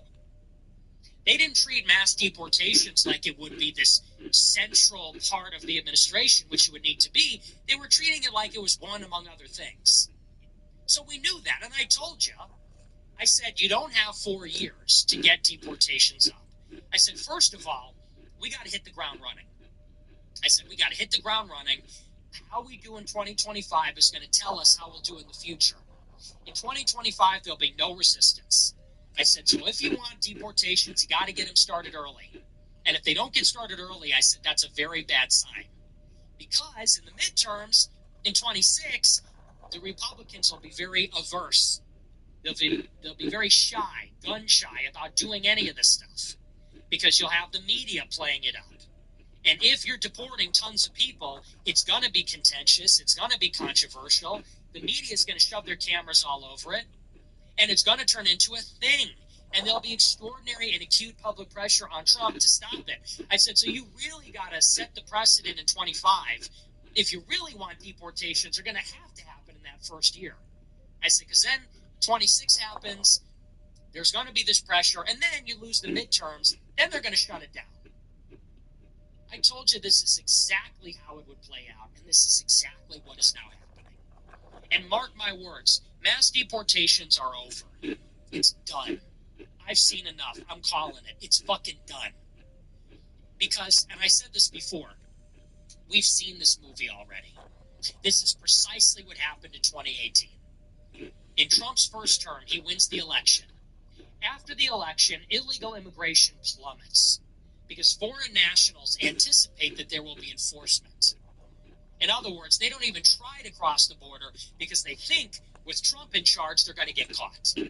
Slowly, they figure out the border isn't all that secure, so they start coming in anyway. By September 2017, you start getting caravans from the Northern Triangle, these huge inflows of thousands of people, 20,000 people in one go, from Guatemala, Honduras, and El Salvador. They're pouring in. Trump starts talking about an amnesty, talking about DACA, the rest of it. Now, Trump, with Tom Homan and with Stephen Miller, the same cast of characters, how do they shut down these caravans? They implement the child separation policy.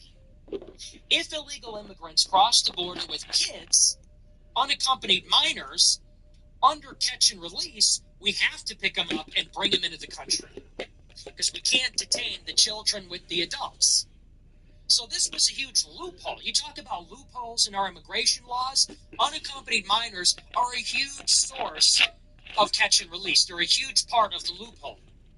Because if an adult comes in with a little kid, you can't put him in the same place because kids can't be with criminal adults.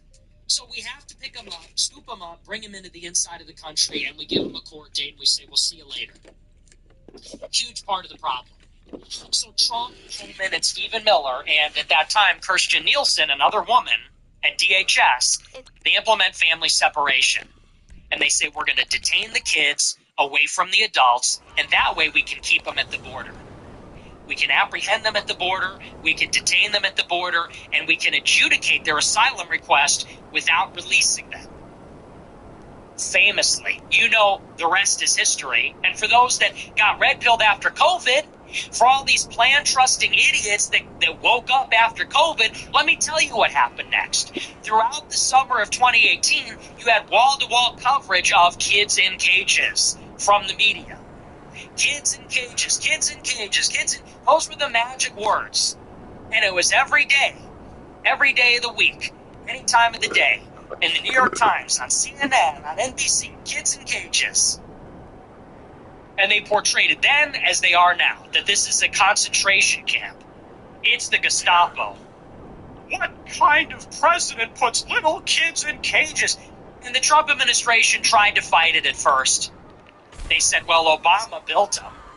Obama did it too. You know, they tried the rhetorical pivot. And then, and I know this firsthand because I know people from the administration, and I've heard this from them.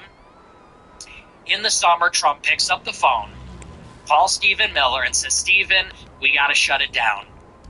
We got to stop this. We're getting killed out here.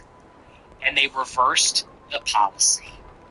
And he got another caravan in the spring of 2018. He got another caravan in the fall of 2018. And in May and June of 2019, after the midterms, you had the highest total number of southern border apprehensions in those months in 20 years. You had more illegal immigrants cross the border in May and June than any other May and June since the year 2000, since Bill Clinton was president. I guess it would have been George W. Well, no, it was Bill Clinton at that time. Okay? That's what happened in 2018. And I said this in 2024. I said exactly that story. I said, this is how it's going to go. You think you're going to get mass deportations. They're going to try them. They will try in vain. They'll get some people out. I said, but the second that the midterms start, the cameras are going to go. You're going to get the same program.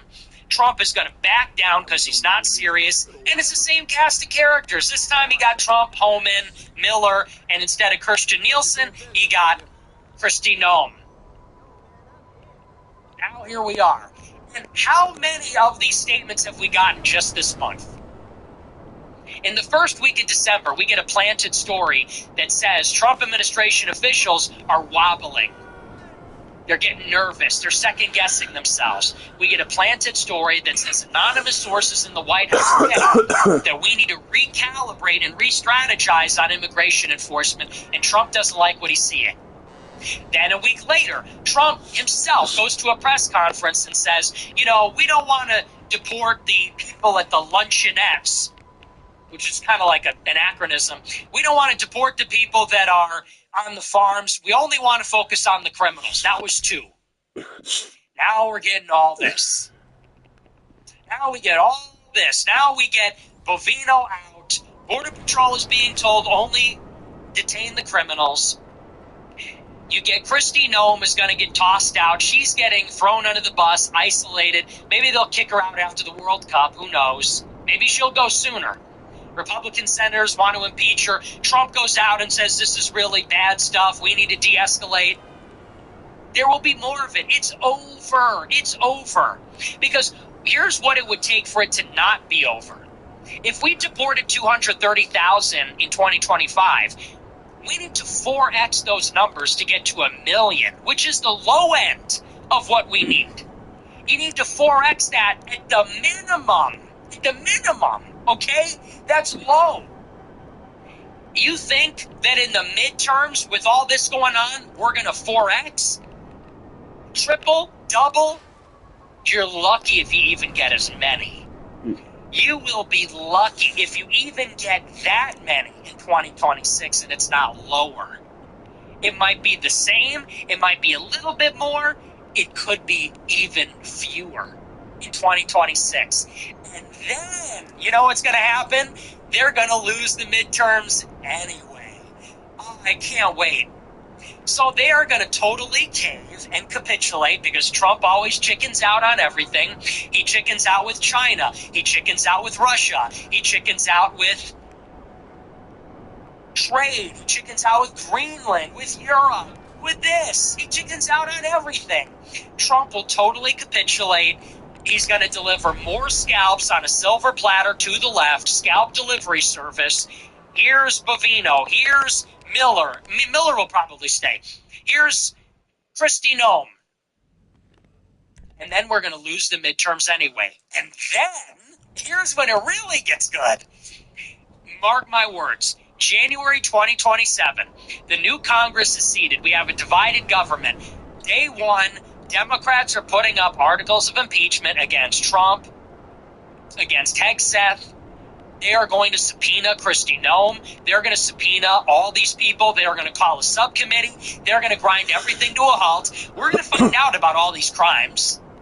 We're going to find out about all the corruption and the stealing and the graft in the administration.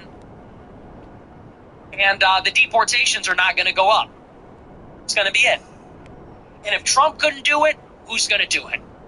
If Trump, winning the popular vote, winning the Electoral College landslide on a platform of mass deportations, if he can't do it, who's going to do it? J.D. Vance? Don't make me laugh. Ron DeSantis? Marco Rubio? Who's going to do it then? If Trump can't stand up to these people, if Trump can't sell it, if he can't deliver, after being the president already for 4 years and being shot and prosecuted and the rest of it, who's going to do it? And you know what else? This is going to destroy popular support for immigration enforcement. It's just over. Okay? Trump is a disaster. He will continue sinking and sliding, and it's going to take all of it with him. All the good stuff is going to go down with him. Nationalism, nativism, immigration enforcement, all the good stuff is going to go down with him. The left will seize the initiative. The left will seize the initiative on restraining Israel, ending the wars, the Epstein files, abolishing ICE, whatever, left-wing populism, affordability, housing, healthcare. Well, I told you so. I told you it'd be like this. Now we're here. That's why I didn't vote. I told you. We're going to get a war with Iran, no mass deportations, and corporate tax cut. And we're there. We got all three. Trifecta. We're sailing to Iran right now, war gaming across the Middle East. The deportations are cooked after this. They're cooked after the midterms. And we got the tax cut extension last year. So, happy? Got what you voted for? Now, here's the last thing, and then we'll move on about that. I was saying these things in 2024. Everything I'm saying now, people might say, oh, I can't believe. Some people are saying, oh, well, that was obvious. I see all these people that should die saying, well, that was an obvious prediction. Anyone could have predicted that. No, nobody predicted that. Nobody did. I lived it. In 2024, everybody attacked me for saying this. Specifically, what did they say? Everything I'm saying now, I was saying then. I've been absolutely consistent. Absolutely, totally consistent on this. 100%. I didn't vote. So I put my money where my mouth is. And I lost money for going against Trump, actually. Now people say, oh, it was always obvious. Oh, everyone could have seen this coming.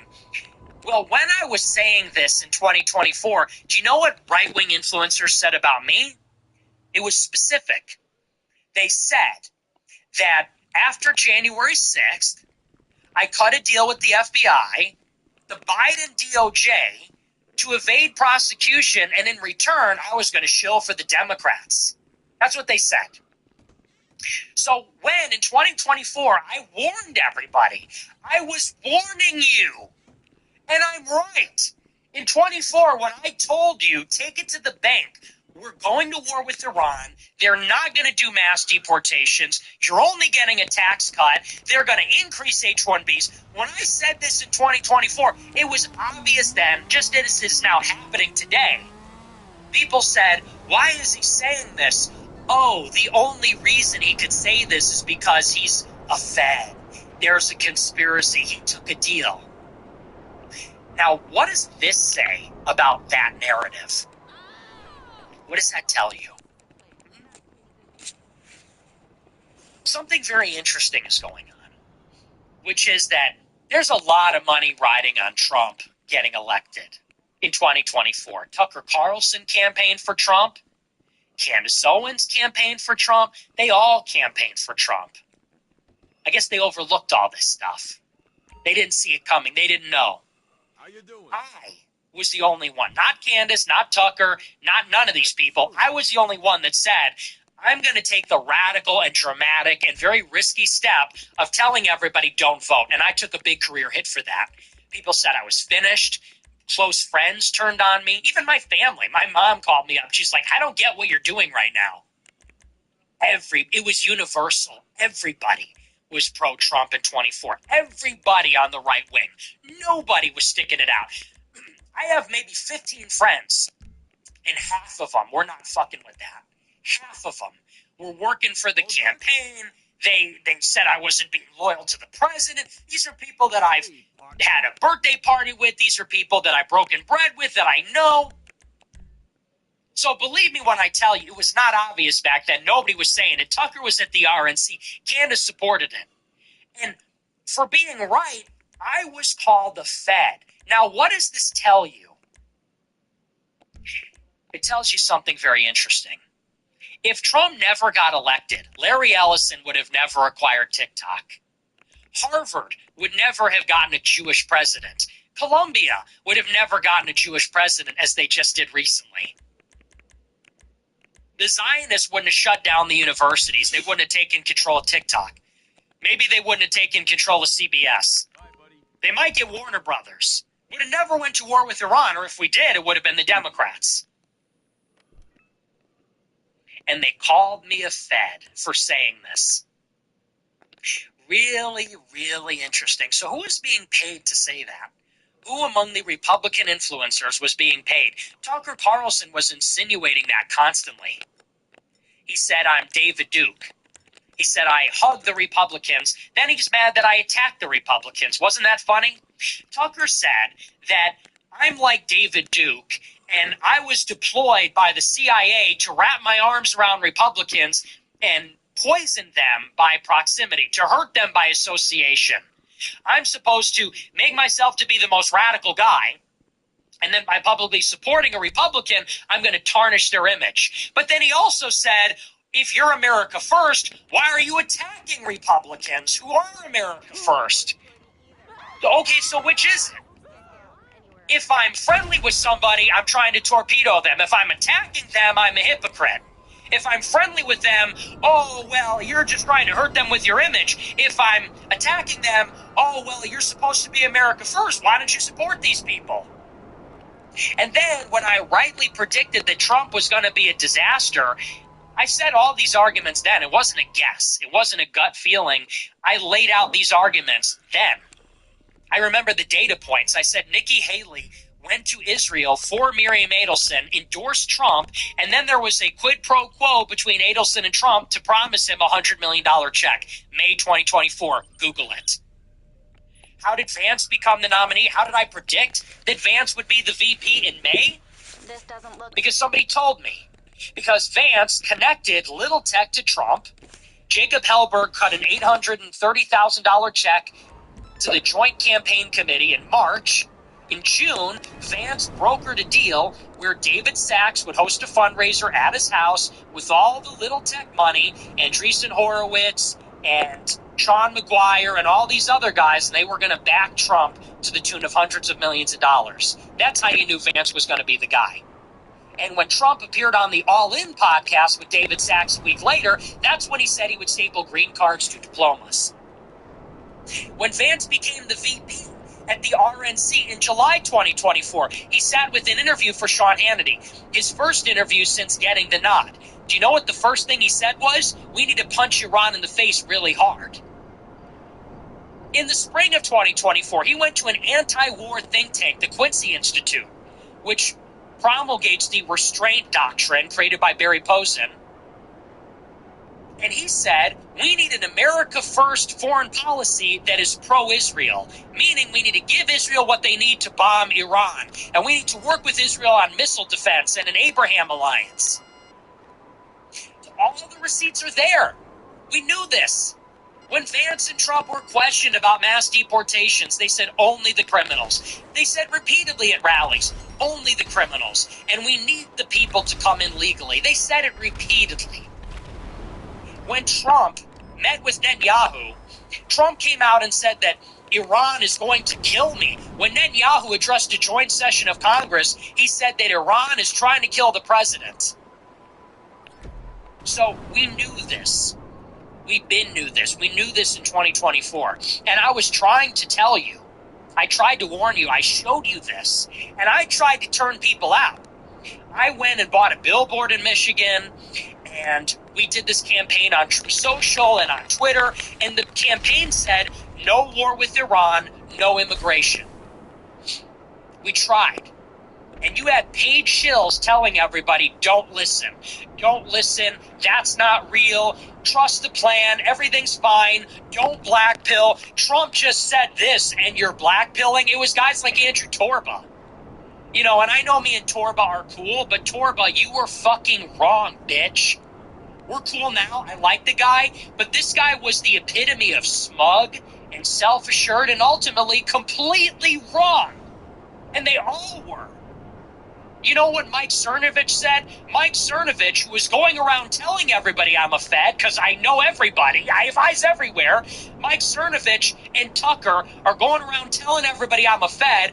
Cernovich in 24 said, well, we'll pressure Trump after he wins the election. You know what he said the other day? He said, it looks like Trump is pulling out of Minnesota. I hope that's not true. That's your pressuring the administration. The administration needs to be pressured. He goes on Twitter and says, I hope they're not withdrawing. These were the people.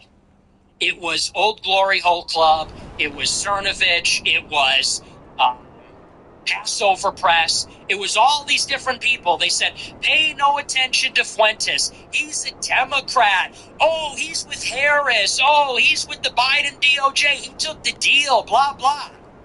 Well, they shilled for the most Zionist bullshit administration in history. And now look at what you got. Epstein files covered up. No deportations. War with Iran. Exactly as I said.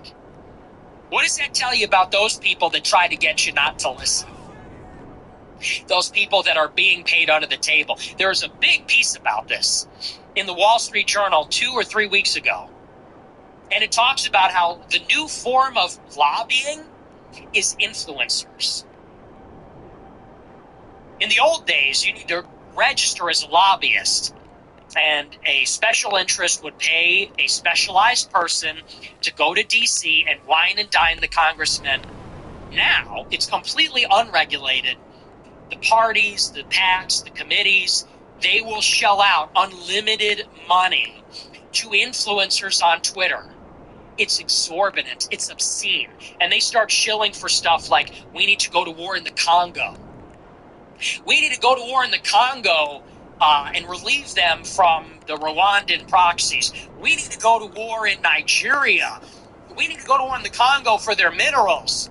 India is paying these people. India, Congo, Israel, of course. Qatar, I'm sure. There's so much money. The system is awash with this kind of cash. I'm the only one that isn't taking lobbyist money. I'm the only one that isn't taking influencer money. And by the way, that's a big part of why I am extreme and provocative. Because somebody that is going out there and saying nigger every day, and someone that's going out there and is just offending people for no reason, people say, why is he doing this? Because I'm a free man. I'm an independent man. I'm not relying on a check coming in from India to write some report about how, the real problem is Pakistan. I'm not getting a check from Congo to talk about how there's a Christian genocide and we need to fight Rwanda and Uganda in the East. So that's a little note about my credibility. You don't need to watch me because you're in love with me. You don't need to watch me because you think I'm a great guy. You need to watch me because I'm the only one that has my finger on the pulse. I told you this was going to happen. If you wanted to know the future, you should have watched my show. Everybody else is watching all this other nonsense because that nonsense reaffirms what you feel in the present moment. So whether that is being pro-Trump, whether that's blaming Charlie Kirk's death on Israel, saying that ICE is in bed with the IDF, whatever the flavor of the month is, the flavor of the month in 24 was Trump. The flavor of the month now is like third worldism. It's that perspicacity. That's what makes the difference. And you really need to wonder about those people that tried to discredit me, because that's what they did. They didn't argue with me. They didn't debate me. They didn't refute me. They just tried to discredit me with unsubstantiated allegations. And they did that simply to get people to take their eye off the ball long enough to fork over their votes. Don't pay attention to what this guy is saying. Just give us your vote. And then they disappeared after that. And then it was one disaster after another. Now it's 2026. People are wondering how it got so bad. People are left wondering. They're left with their assholes sore, not to be gross, but they are literally the raped. They have been absolutely raped. They have been date raped, drugged, violated, and they wake up saying, oh, what happened? I thought it was going to be a golden age. Wait, where's the Creed concerts? Jack Posobiec told me it was going to be a never-ending Creed concert. John Doyle said to trust the plan. Oh, my God. It's a joke. We need something more radical and more extreme and more intense than anybody That's cool shit. thinks is reasonable right now. That is what needs to happen. ICE has not gone far enough. Trump and the National Guard have not gone far enough. What's the answer to Trumpism? We need to build upon Trumpism. We need to deepen it. We need to expand it. We need to make it more radical. We need somebody in 2028 that makes Donald Trump look like a fucking joke. That's the only solution. That's what makes me worried. When I see people crying about a couple of dead left-wing protesters, you are simply not prepared for what has to happen next. There needs to be a lot more ICE. There needs to be a lot more of that sort of thing before we take our country back. So, we need to start laying the groundwork. We need to start imagining and visualizing what it's going to take to save our country. This is not the tragedy. We are going to be the tragedy if we don't win the battle.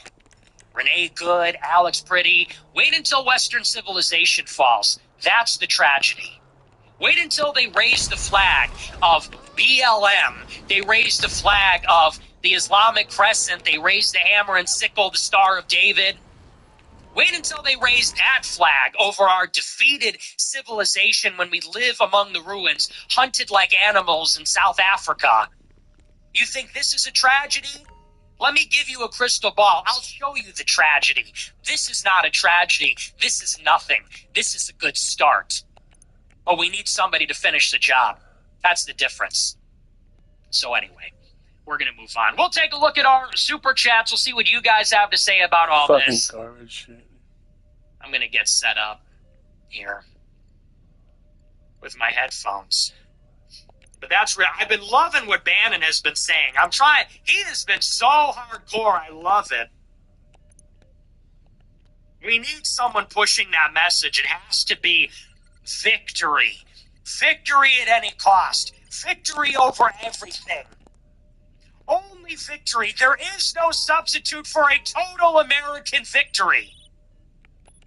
And I don't care how many left-wing protesters have to be ground under the treads of the tanks to get there. I don't care how many 5-year-olds need to be arrested. That's the kind of mindset we need to bring to the table. Otherwise, you should just go fuck off to some other country and wait for America to fall. We got to get serious. We have to get serious. All right, but let's take a look at this. These people are not ready. Why is nobody ready? Anybody get that reference? I'm never beating the allegations. Why is nobody ready? All right, let's take a look. Let's see what we got here. 4%, $20. I wore the Epstein took to Gene and Jude's and a really, really black mount complimented it. True and Roman, but Jamal didn't get it. Great stuff, my Mexican white dick.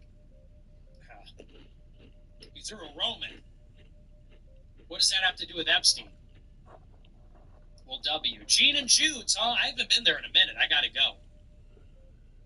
It's crazy how all my favorite Chicago restaurants, they all know me. It's so cool. And it's kind of funny. Because when I go to LA, everyone hates me. At least in certain neighborhoods. Like, I was in Hollywood not too long ago, and I went to this restaurant, and this, like, shit-lit couple comes up, and they're like, hey, are you Nick Fuentes? And I was like, yeah.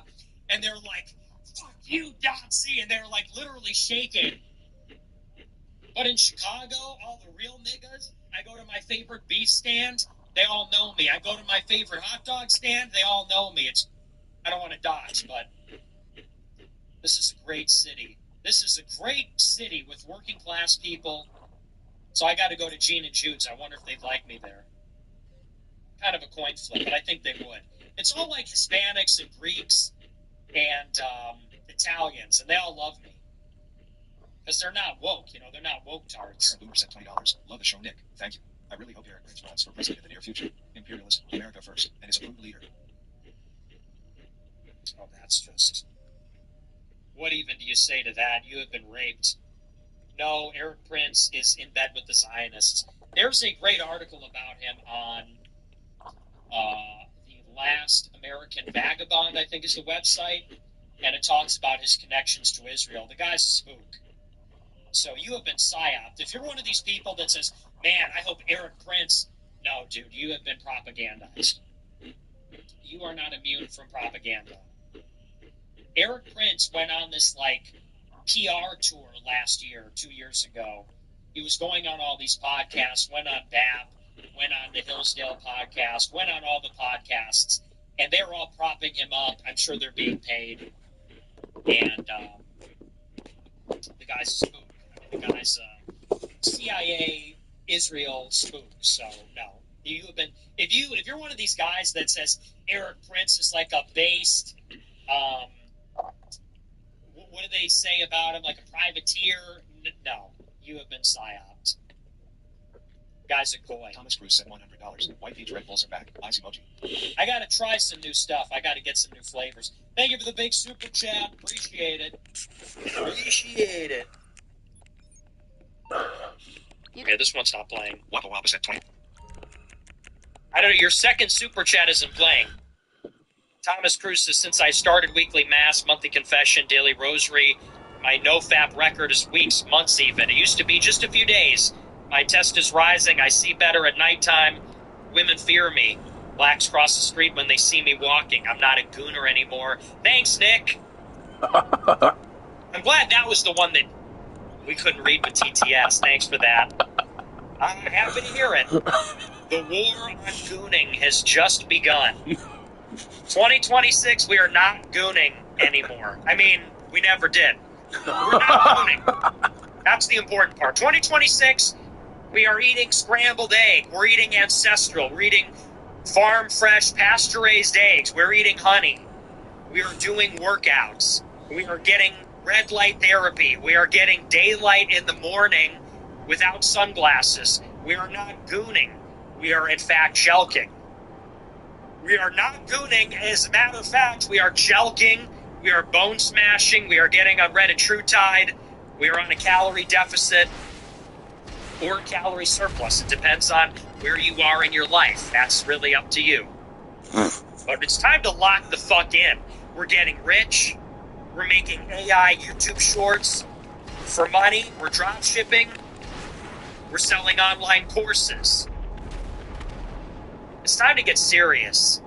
We were all getting addicted to meth. We were all getting addicted to Adderall and caffeine.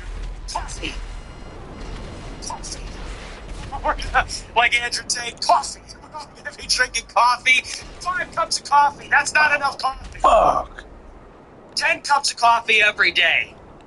We're putting our bitches in check. We're slapping bitches and keeping them in line. We're doing what must be done. We're reading books. That's what it's about. So I'm with you. W gooning, no gooning street. Wappa Wappa sent $25. My Catholic friend also had to wear a shirt while swimming as a little kid and still does to this day. Anyway, what's your favorite Taco Bell item? Favorite Taco Bell? I haven't been there in a long time. I mean, I actually have been there somewhat recently, but I don't get it that much anymore. I've only gotten it like once in the past year. And honestly, I hate to say this, but the older I get, I really can't eat that stuff anymore. It sucks. I'm glad I did it when I was young. And I always knew that. When I was a little bit younger, I always knew that I had a fast metabolism. I could really eat whatever I wanted. And so I said, fuck it, I'll just eat whatever I want. But now that I'm getting older, and I know you guys can relate, if you're like over the hill, you're past the age of 25 and you're out of time. I'm past the age of 25 and now it's over. I'm out of time. It's too late for me. But once you hit the age of 25, you just start not being able to tolerate that stuff. I eat Taco Bell, I feel like complete shit. So, it's not even appealing to me anymore. I used to love it. I would get Taco Bell all the time. And now that I'm a little bit older, I could get it once in a while. I'll get a little something there, but those days are over, man. It's a shame. Even with McDonald's, same thing. I mean, and I love McDonald's and I love Taco Bell, but I just can't tolerate it anymore. I have to go for kind of like the next step. I'll get Culver's, I'll get Bona Beef, Five Guys. I still eat, don't get me wrong, I'm still going to eat my slop. But the lower tier stuff. You know what else? I saw this video of a McDonald's recently with black people working there, and there was like mold everywhere, and it was so disgusting. I can't get that thought out of my head. So I think about eating at McDonald's and Taco Bell, and I just imagine these like fent heads, these bar tards, and blacks and Hispanics working there, and I just imagine it's got to be so unclean. I don't really care that it's bad for you, as long as it's clean, you know? I know it's all bullshit, but if it's not clean, I can't do that. If there's mold, if it's not hygienic, ugh. You know, I've seen enough Indians at Subway, I've seen enough blacks at McDonald's, I just can't do it anymore. It psychs me out. The only time I'll go to a fast food place is if it's white people working there. Then I know there's going to be some standards. So, but my favorite Taco Bell item, probably cheesy gordita crunch has got to be my go-to. I just think it's magnificent. I I like contrast. There's something you need to know about me. I love contrast. I like hot and cold, a hot brownie and a cold ice cream. I like a Gordita Crunch because it's got the chewy and the crunchy. Chewy and crunchy, the chewy flour tortilla, the crunchy taco shell. That's a winner. I really like the crunchy tacos because it's the hot and the cold. You get the cold, fresh ingredients like the tomatoes and the lettuce, or the cheese, I guess, and you get the warm meat. Pause. You get that warm, I love warm meat. Oh, you get that warm meat. Nothing better than that. No, but you know what I mean? You get the hot and cold. So I love the crunchy tacos. Pause. I love the crunchy tacos. I love the cheesy Gordita Crunch.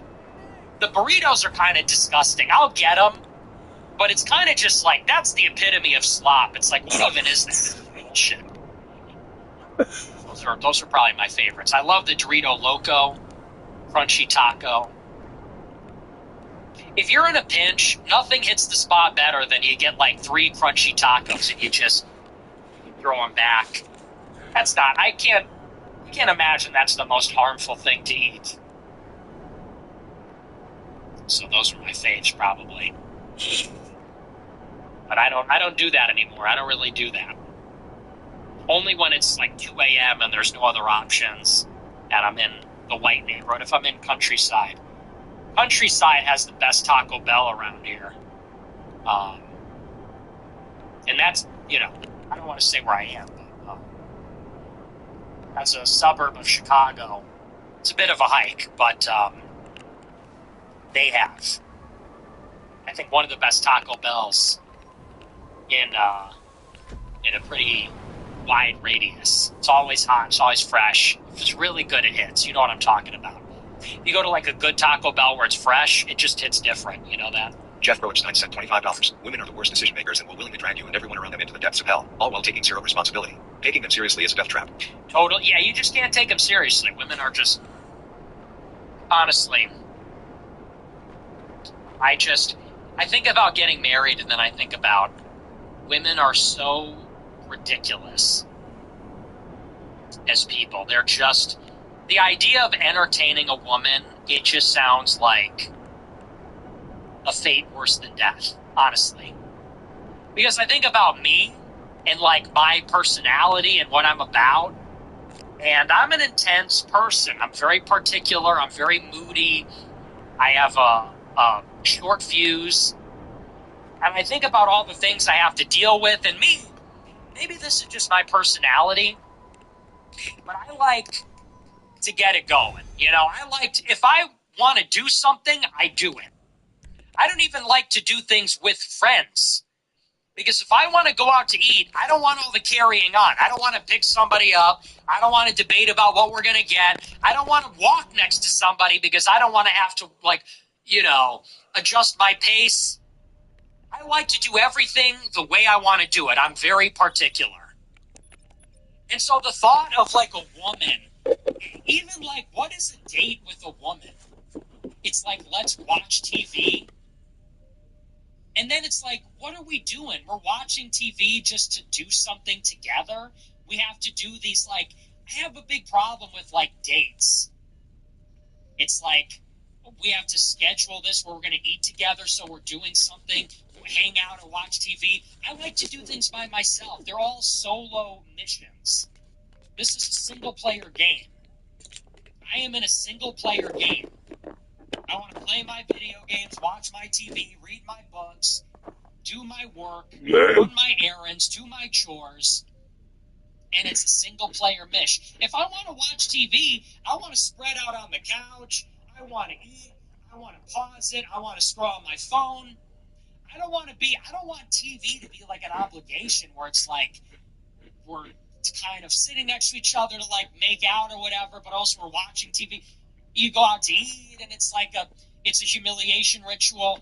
I am not a jester. I will not be a jester. I won't do it. Women need to jester max for me. Maybe that's the only way to make it work. But that, plus the carrying on, the whole crying and issues. And, you know, Tucker was telling me, well, women are so mysterious. I'm like, no, they're fucking not. Like, they're just not mysterious at all. When I was with Tucker, he goes, oh, well, what I love about women is they're so mysterious. You never really fully understand them. And I'm like, what are you talking about? What are you talking about? They're simple. They're simple creatures. They're like children. They're so predictable. They have no poker face. They're about as simple as it gets. That's why the same bag of tricks works on every woman.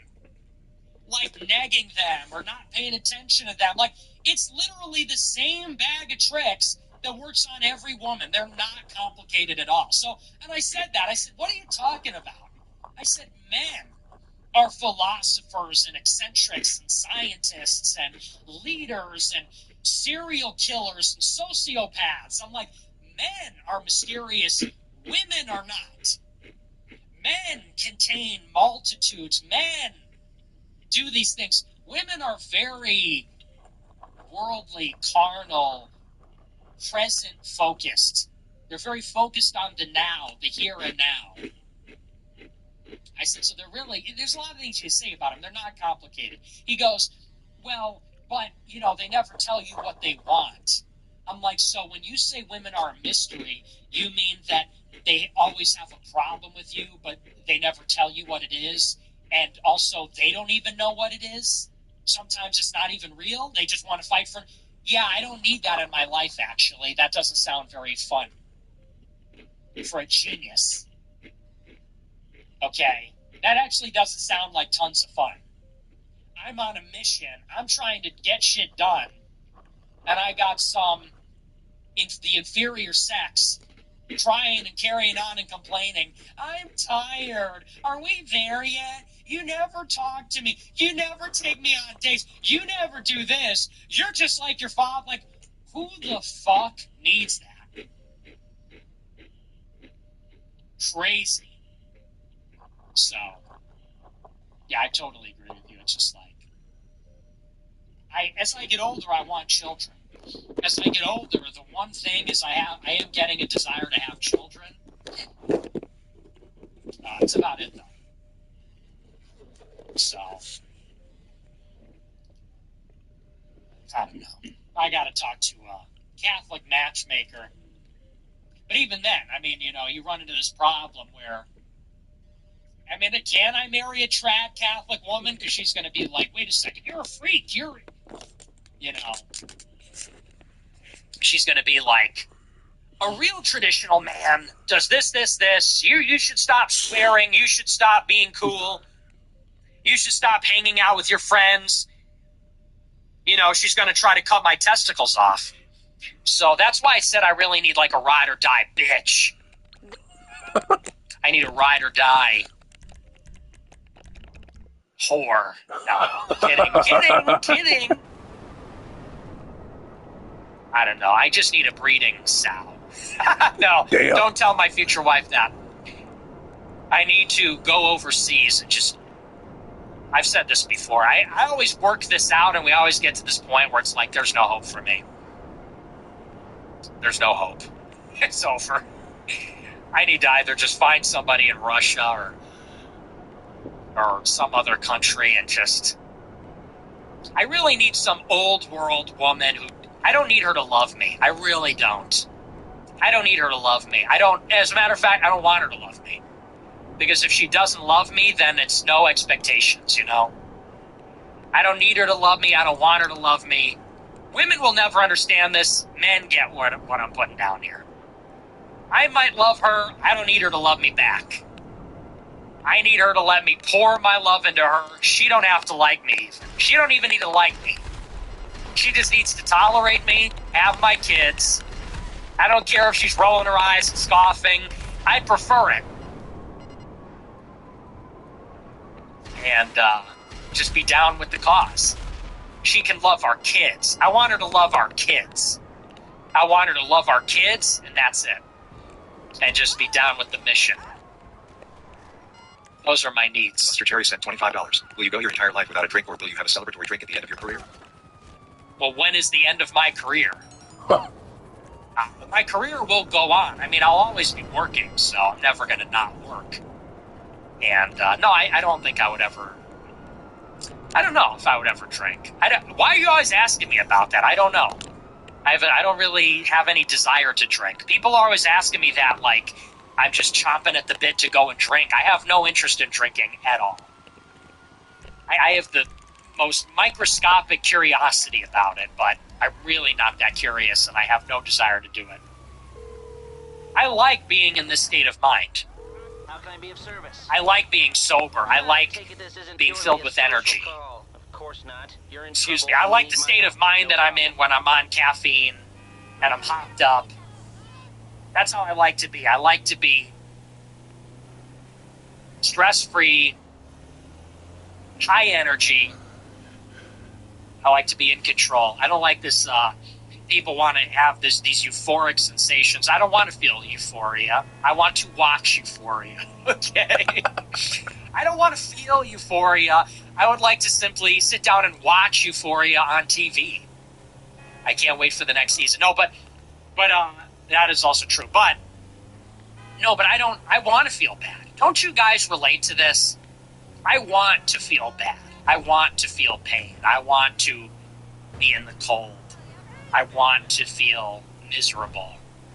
I think there's something deeply fulfilling about it than this, medicating yourself all the time.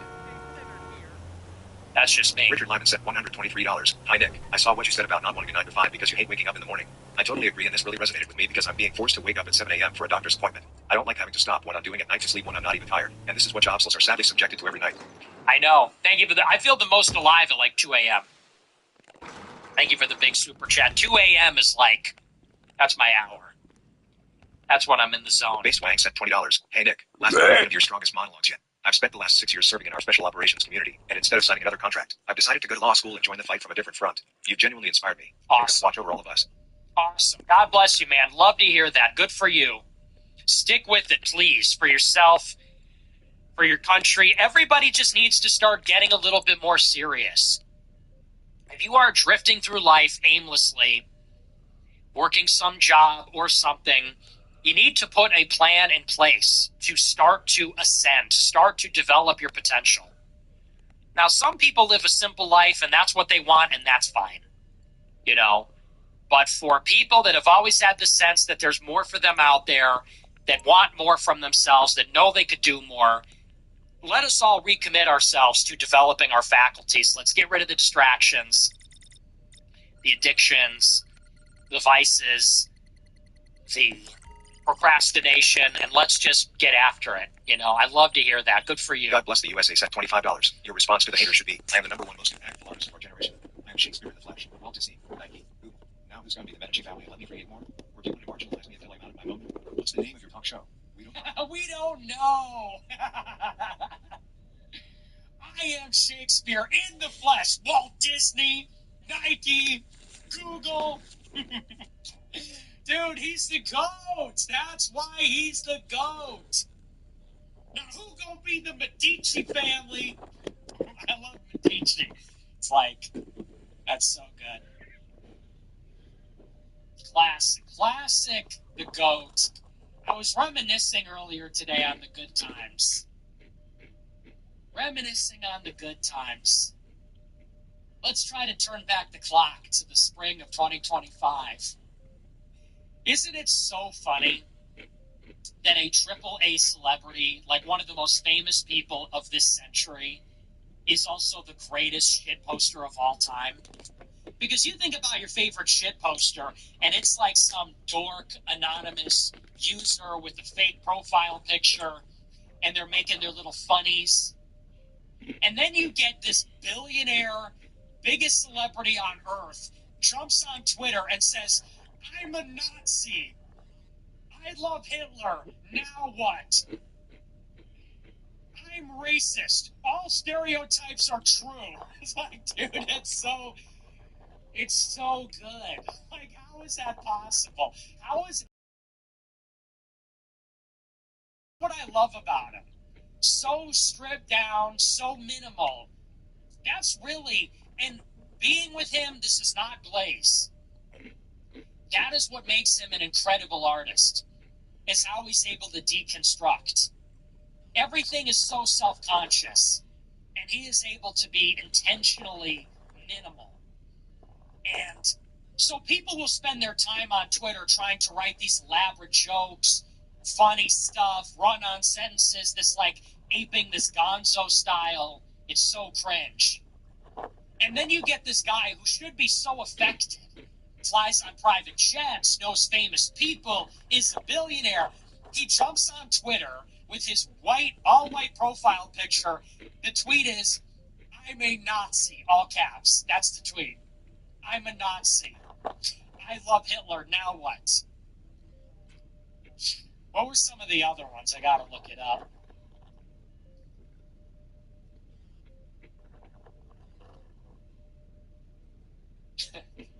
Fuck Virgil. That was so funny. Fuck Virgil, he says. Like your dead best friend that everyone's crying over. Fuck Virgil.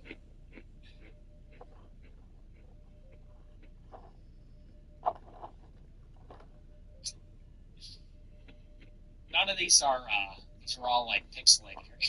I'm a Nazi. Puff, we love you. Puff, we love. The guy just gets arrested for sex trafficking. Puff, we love you. So good. Oh man. I'm racist. Stereotypes exist for a reason, and they all be true. No, there will never be another. No one will ever. I look at him like how Goebbels looked at Hitler. It's like he is just the political genius. Like, it's him. So I have to glaze. It's so good. He's so hardcore. No one else would do that. Your favorite niche micro e-celeb, anon Twitter account that posts ironic funnies every day, none of them would do that. Real face, real name, I'm a Nazi, all caps. None of them would do that. None of them could do that. That's why he's the GOAT. Swastika t-shirt. Then he starts posting hardcore porn. That had to be my favorite part. And I'll tell you why. Because he goes on Twitter and he starts letting it fly. I love Puff. I hate fat bitches. I'm a Nazi. You have to whip your Jews. And what's funny is, like, everyone is outraged, but conservatives are kind of fucking with it. The good Right-wingers, pro-white people, Nazis are fucking with it. They're going, yeah. Then, to offend everybody, then he just starts blasting out. And now, here's my favorite porn movie in 2-minute clips. Then he starts blasting hardcore porn, and all these people that are fucking with it start to go, wait, no, this is gross, you can't do that. And then he logged off. Okay, so I posted I'm a Nazi, said fuck Virgil, we love Puff, with Jews, I posted my favorite porn, I said I'm a cuck. Now I'm going to delete my account. It's like, okay, we did it. Mission accomplished. I said it then, I'll say it now. Thank God we have this man in our lives. Thank God we have this guy. Otherwise, everything would be fake. We need real niggas. We need real niggas like that. That's what it is to be real, to be raw. Maybe there's something wrong with me. Clearly there is. To find that appealing. I love the honesty. I love the lack of pretense. It's not self-conscious. It's not performative. In a world where everybody is so self-conscious because of cameras, everything that you say on social media is a self-conscious act. You're saying something to signal something about yourself. Everything that we write on Twitter, everything that we text, everything that we do it knowing that there is potentially an audience of millions because of screenshots and cameras. So you're texting, you know it could be screenshotted. You're calling, you know it could be recorded. You're in real life, you know someone could be filming you. You post on Twitter, you know people are going to see it. You make a TikTok. So everybody, more than ever, is engaged in this elaborate performance, persona creation. at all times. And to find somebody that is just trying to offend, saying everything they're thinking without that filter, without filtering through, I'm trying to be clever, I'm trying to be funny, I'm trying to be this or that, for someone to just say, I'm a Nazi, fuck it. Now what? I gave you millions of dollars for the Super Bowl ad, and I'm a Nazi. You gonna give me my money back? And on every level, it's just like the ultimate freedom. So, I deeply admire it. I deeply admire him as an artist. It's awesome. And so I was just reminiscing a little bit. Somebody posted that. They said, so we just going to forget about these tweets? I'm a Nazi. I love Hitler. Now what?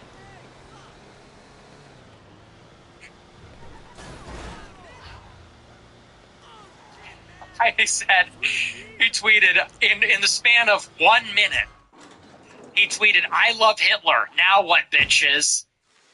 Then let's see if y'all give that money back. Then I'm a Nazi. I say whatever the fuck I want, pussies. Call me Adolf Hitler, and your bitch wants to fuck. Hitler was so fresh. I'm going to normalize talking about Hitler the way talking about killing niggas has been normalized.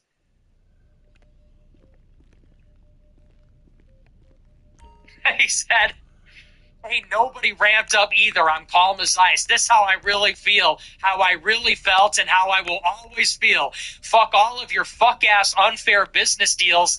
Any Jewish person that does business with me needs to know I don't like or trust any Jewish person. And this is completely sober with no Hennessy. All caps, no punctuation. No one goes harder than that. No one's even capable of going harder than that. This how I really felt. I really felt how I always will feel. Fuck all of your business deals. Any Jewish person that does business with me needs to know I don't like or trust any Jewish person, and this is completely sober. The GOAT. It just kept going. I'm never apologizing for my Jewish comments. I can say whatever the fuck I want to say forever. Where's my fucking apology for freezing my account? Suck my dick. How's that for an apology? Be clear, you Jewish niggas don't run me no more. This is a free country. This is my free opinion. You abort black children for stem cells. Abortion is murder, and it's pushed on black and Latino communities. Last part's a little woke, but whatever. Then he did obviously apologize, which is what it is. Then, this was maybe one of the best ones. Niggas, newsflash. White people and Jewish people are different. You can get money with Jewish people, but they always gonna steal and invite you over to their house on Friday. White people do not fuck with niggas. They leave that to the Jews. If you think you're getting money with a white person, it's not true. That so-called white person is actually Jewish. Jews hate whites because of the Germans from World War II. Who else? Who else is on that level? Me? Maybe? That's so good. It goes, white people do not fuck with niggas. Why is that so funny? You can get money with Jewish people. They always gonna steal. White people do not fuck with niggas. If you think you're getting money with a white person, they're actually Jewish. Jews hate whites because of the Germans. It's like just so... How can one man be so based?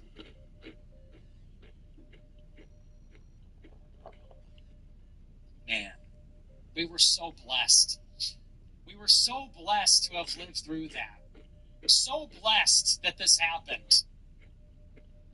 You know, who knows? Maybe some other time. Maybe we'll meet again some other time. But I guess Kanye is back. It's like Fight Club. Anyway. Oh, that was good stuff. Good medicine. The Rock and Roll McDonald's was to provide a location. The best Mickey D's I have ever had. None of the Mexicans speak English in Chicago and was surprised to see how brown the city is. You always hear about blacks when you hear about Chicago, but the Mexicans are everywhere. This is amazing. Service is third world. The Mexicans are everywhere. It depends on where you go. I mean, service is, it depends on what restaurant you're at. Roy now said $25. I'm from NorCal and don't think it's as Mexican as Chicago. I live in SoCal and it is about the same as Chicago. The areas you like adventure at Orange County is where the remaining whites lie. Those pockets are a remnant of better days. California is within a margin of error being red the Mexican blood vote. You don't know what you're talking. I'm not talking about Ventura in Orange County. I'm talking about Westwood. I'm talking about Culver City, Silver Lake, Santa Monica, Beverly Hills. I'm talking about Sunset Boulevard. That's what I'm talking about.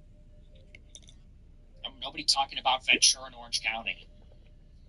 That's kind of my hunch. When I go to LA, I kind of hang out in like that area. So no, not Ventura and Orange. I mean, those are nice areas, but that's not what I'm talking about, genius. Keith Groen percent $25. Last night, you did the geography challenge of countries without an A or an E, and people in the chat said Poland, and that is the funniest Poland joke I've heard in a while. That is funny. Poland. Hey, name a country without an A or an E. Average Polish person. Poland. Poland doesn't have an. Oh wait. Classic. I love Polish people. Matthew West sent $20. Nick, love the stream. Keep fighting for us while we slowly ascend the ranks. Whatever happened to the hat company that stole your American First logo and sent you a super chat saying thanks for the help while making money off your brand? Lamel. Oh, they've logged Nate off. from Hyperconvert sent $20. Did you see the story about those pro-immigration lawyers that died in a plane crash in Bangor the other day? I did, yeah. Well, Roy Curse. John Porter sent $20. WTU for bringing to light Candace's literacy. FedEx account of her blunders is irreparably damning and clearly exposes her full-blown and legitimate retardedness on a scale hitherto undreamt of. Well done, fatty. I've said this for a long time. She's just dumb. I said this after I met her. I remember after I did my interview with her, I went back to my group chat and I said, guys, she's just dumb.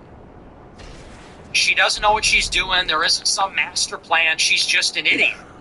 And I remember I would have this conversation with other people that know her, and they would say, she's really smart. And I said, no, she's really not. I've been saying it. I've been saying it for a year. She's just not smart. And then you get this compilation where she doesn't know how to pronounce legitimize, compartmentalize, architecture, kerfuffle, Green Beret, skills is required. like, So Cobra. These are the words she doesn't know how to pronounce. Okay, leave it with me. I get some of them, maybe like Blitzkrieg, because it's not English. She's saying legitimatize. They're trying to delegitimize. They're trying to legitimatize. Nigga, please. And then you realize she's just a dummy. Legitimatize, compartmentalize.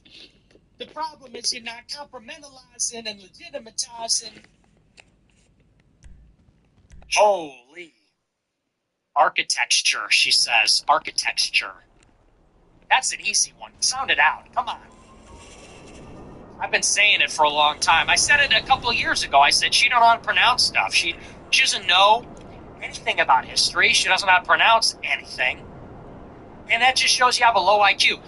If you're a 35-year-old woman and you don't know how to pronounce legitimize, that's an IQ problem, you know. If you're like 13, okay. But these are like a handful of, you know, $5 words. I don't know, is that even a $5 word? These are a handful of pretty basic words that if you're a grown-ass adult, you should have heard them before. It's not like you're saying escape, which I hate, but that's just like, seems like a verbal tick.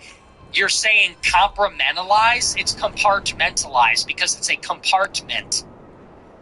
So if you're compartmentalizing something, you're segregating it. You're putting it in a compartment. So to say compartmentalize, once again, it's like, that tells you how dumb she is. She don't even know what the word is. Same thing with legitimize. If you can't pronounce legitimize, where does legitimize comes from? Legitimacy. How do you say legitimatize?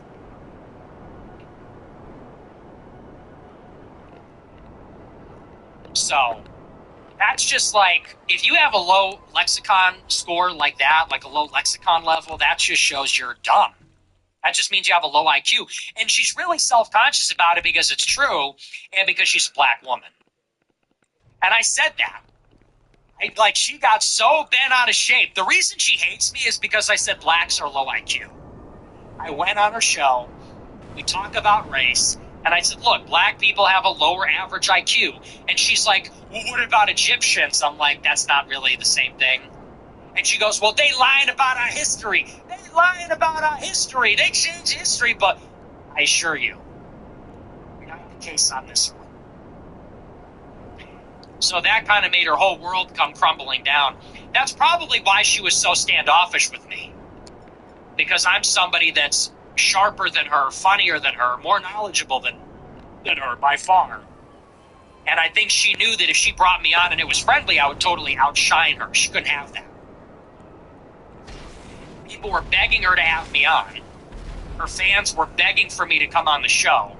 And she knew that if she brought me on, I was going to steal her thunder. She knew that if I come on the show on YouTube, that I'm going to be the star, I'm going to blow everybody away.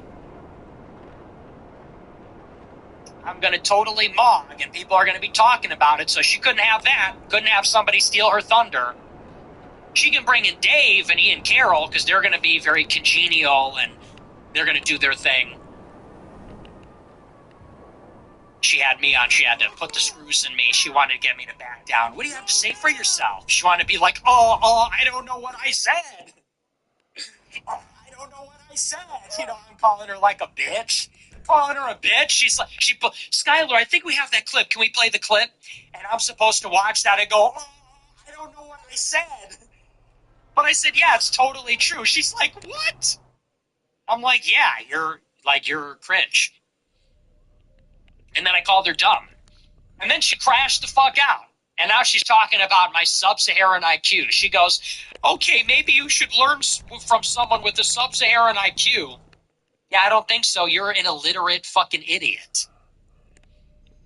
And that's just true, okay? Don't come at me if you're going to be a dummy. You know, people can say a lot of things about me. Hey, say what you want about me. I'm a smart person. Say what you want about me. I'm an excellent communicator. I know what the fuck I'm talking about. I am smart. I am original. You can say whatever you want about me. I have a deficit in a lot of areas, certainly. That's not one of them. Her, she's a dummy. Big fucking dummy. Compartmentalized, legitimatized, architecture, kerfluffle, blitzkrieg, a strategy of bombardment. Yeah, this is going to cost so much money. She said blitzkrieg, a strategy of bombardment. Million. What are you talking about? You ever 3, take 4, remedial world history? 5, anyway. 6. You need smart people 7. To tell you about politics, not dumb people. 8. You need people that can read. She also struggles to 9. read. You ever see her read an article on her show? She's not fluent. No fluency. So she literally struggles to read. I imagine when she reads a book, she goes like this. I'm sure she sounds it out, and I'm sure she traces with her finger. I bet she reads like Kai Cenat. Spontaneity. I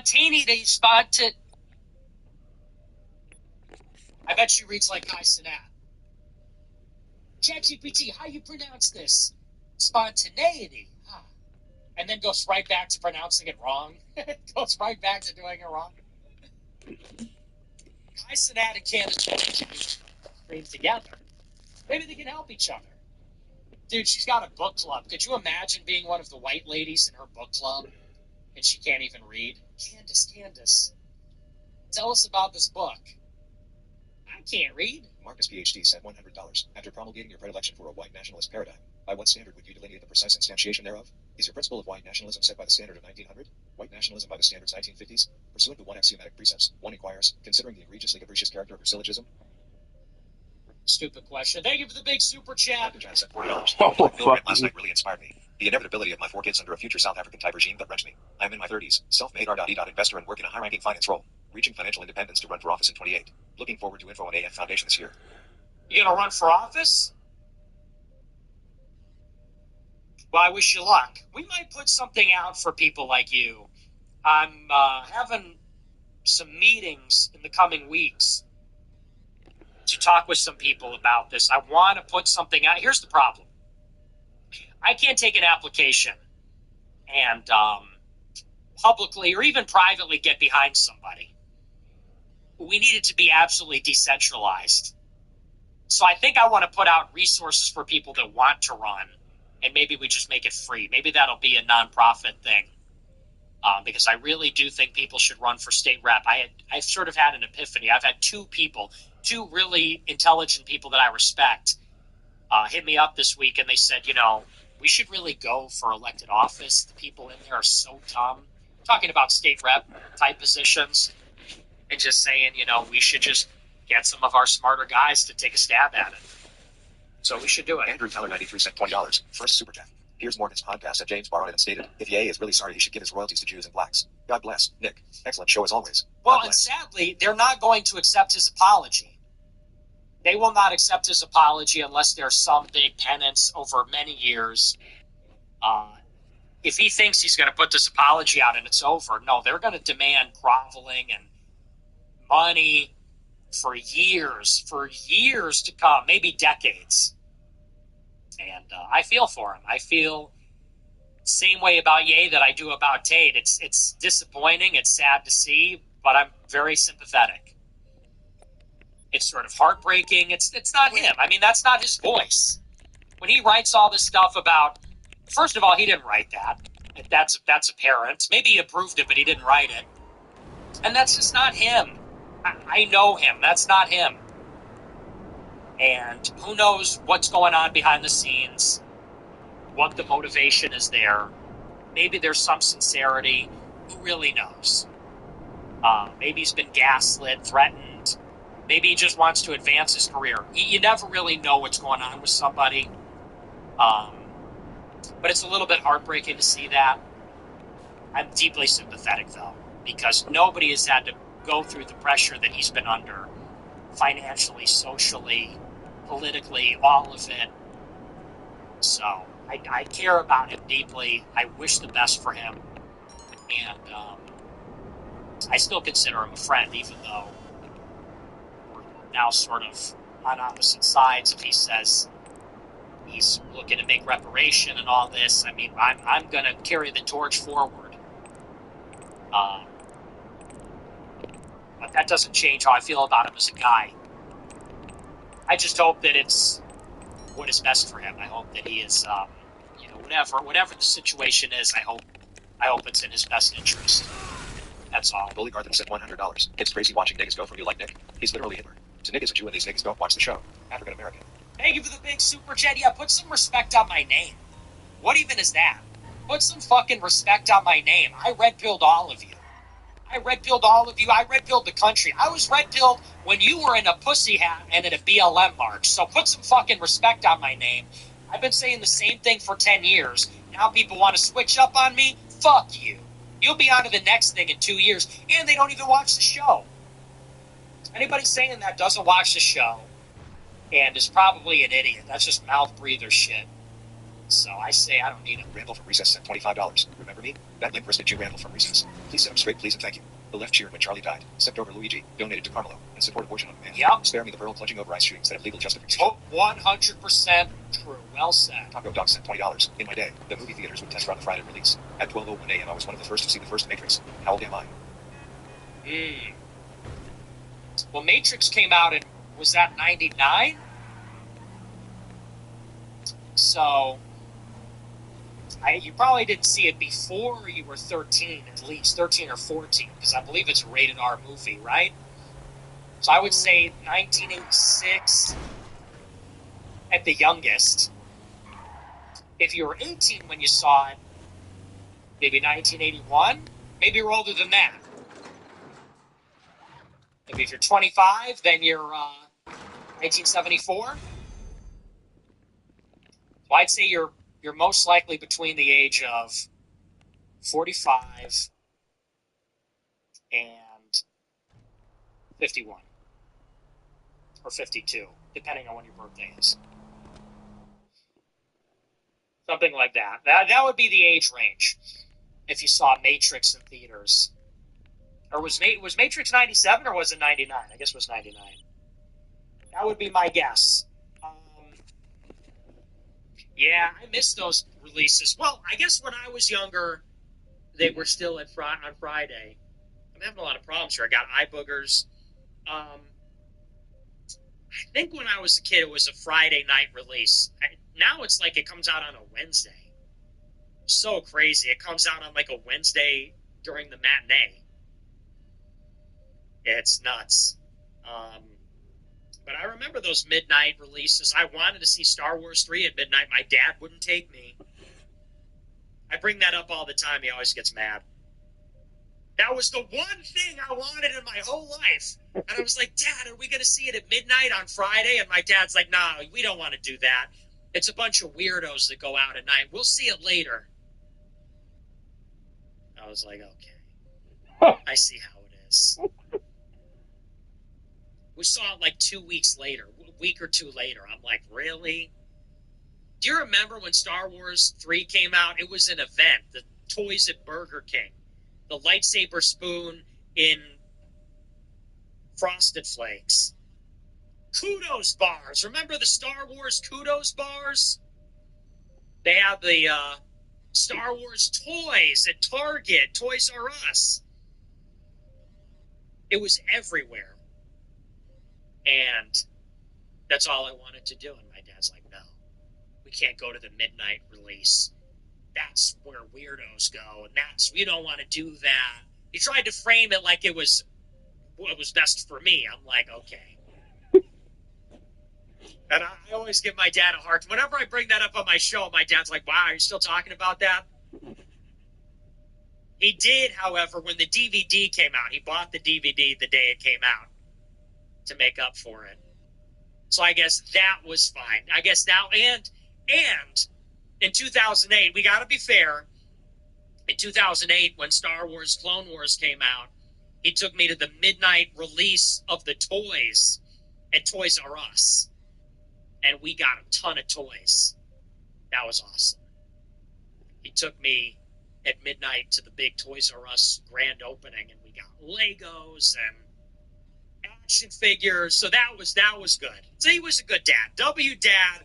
I don't know what happened with that one. I don't know what happened on that one. But my dad's kind of like that. There's some things he just will not do. He will not eat at McDonald's. He will not eat at Applebee's. He wouldn't do the midnight. There's some things he just won't do. He's very snobbish. I think maybe that's where I get it. It's a good thing. He's a little bit of a snob. So there's some things, no matter what, he just won't do. He just refuses to do. Everyone knows it. And the midnight movie thing, I guess that was one of them. And because the other stuff he was cool with.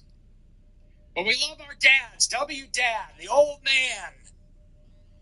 Chip off the old block. But, yeah, that's the only midnight release I can remember. I did the midnight release of Avengers, Infinity War. I did the midnight release of Force Awakens by myself. When I was 17. Or even 16, maybe. In 2015, when Force Awakens came out, I went by myself.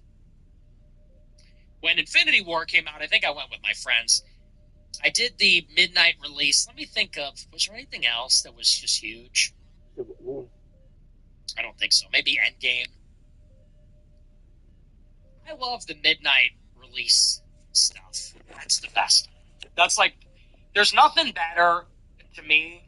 Fond memories. Do you remember when you were a kid? Excuse me. And you would go to the matinee at the theater and it would be daytime.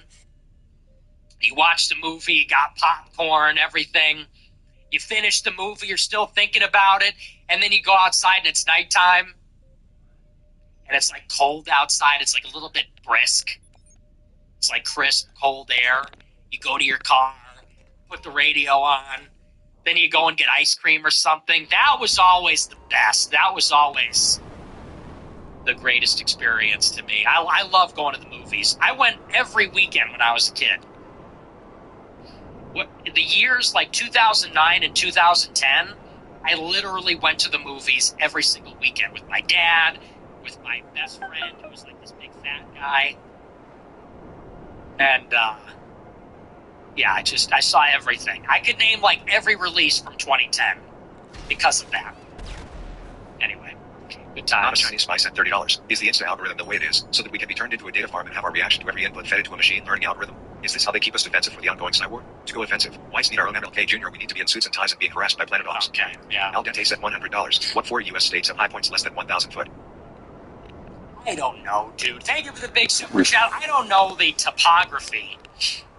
High points less than 1,000 feet? Dude, I have no idea. Maybe Illinois, Iowa, Florida, and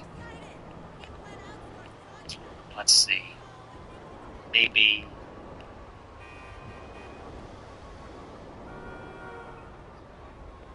Indiana? Oh. That's my guess. Let me Google it. But that's topography. I have no idea. Which U.S. state's highest point under 1,000 feet? Florida, Louisiana, Mississippi, Rhode Island, Delaware, D.C. Okay, well, I got one.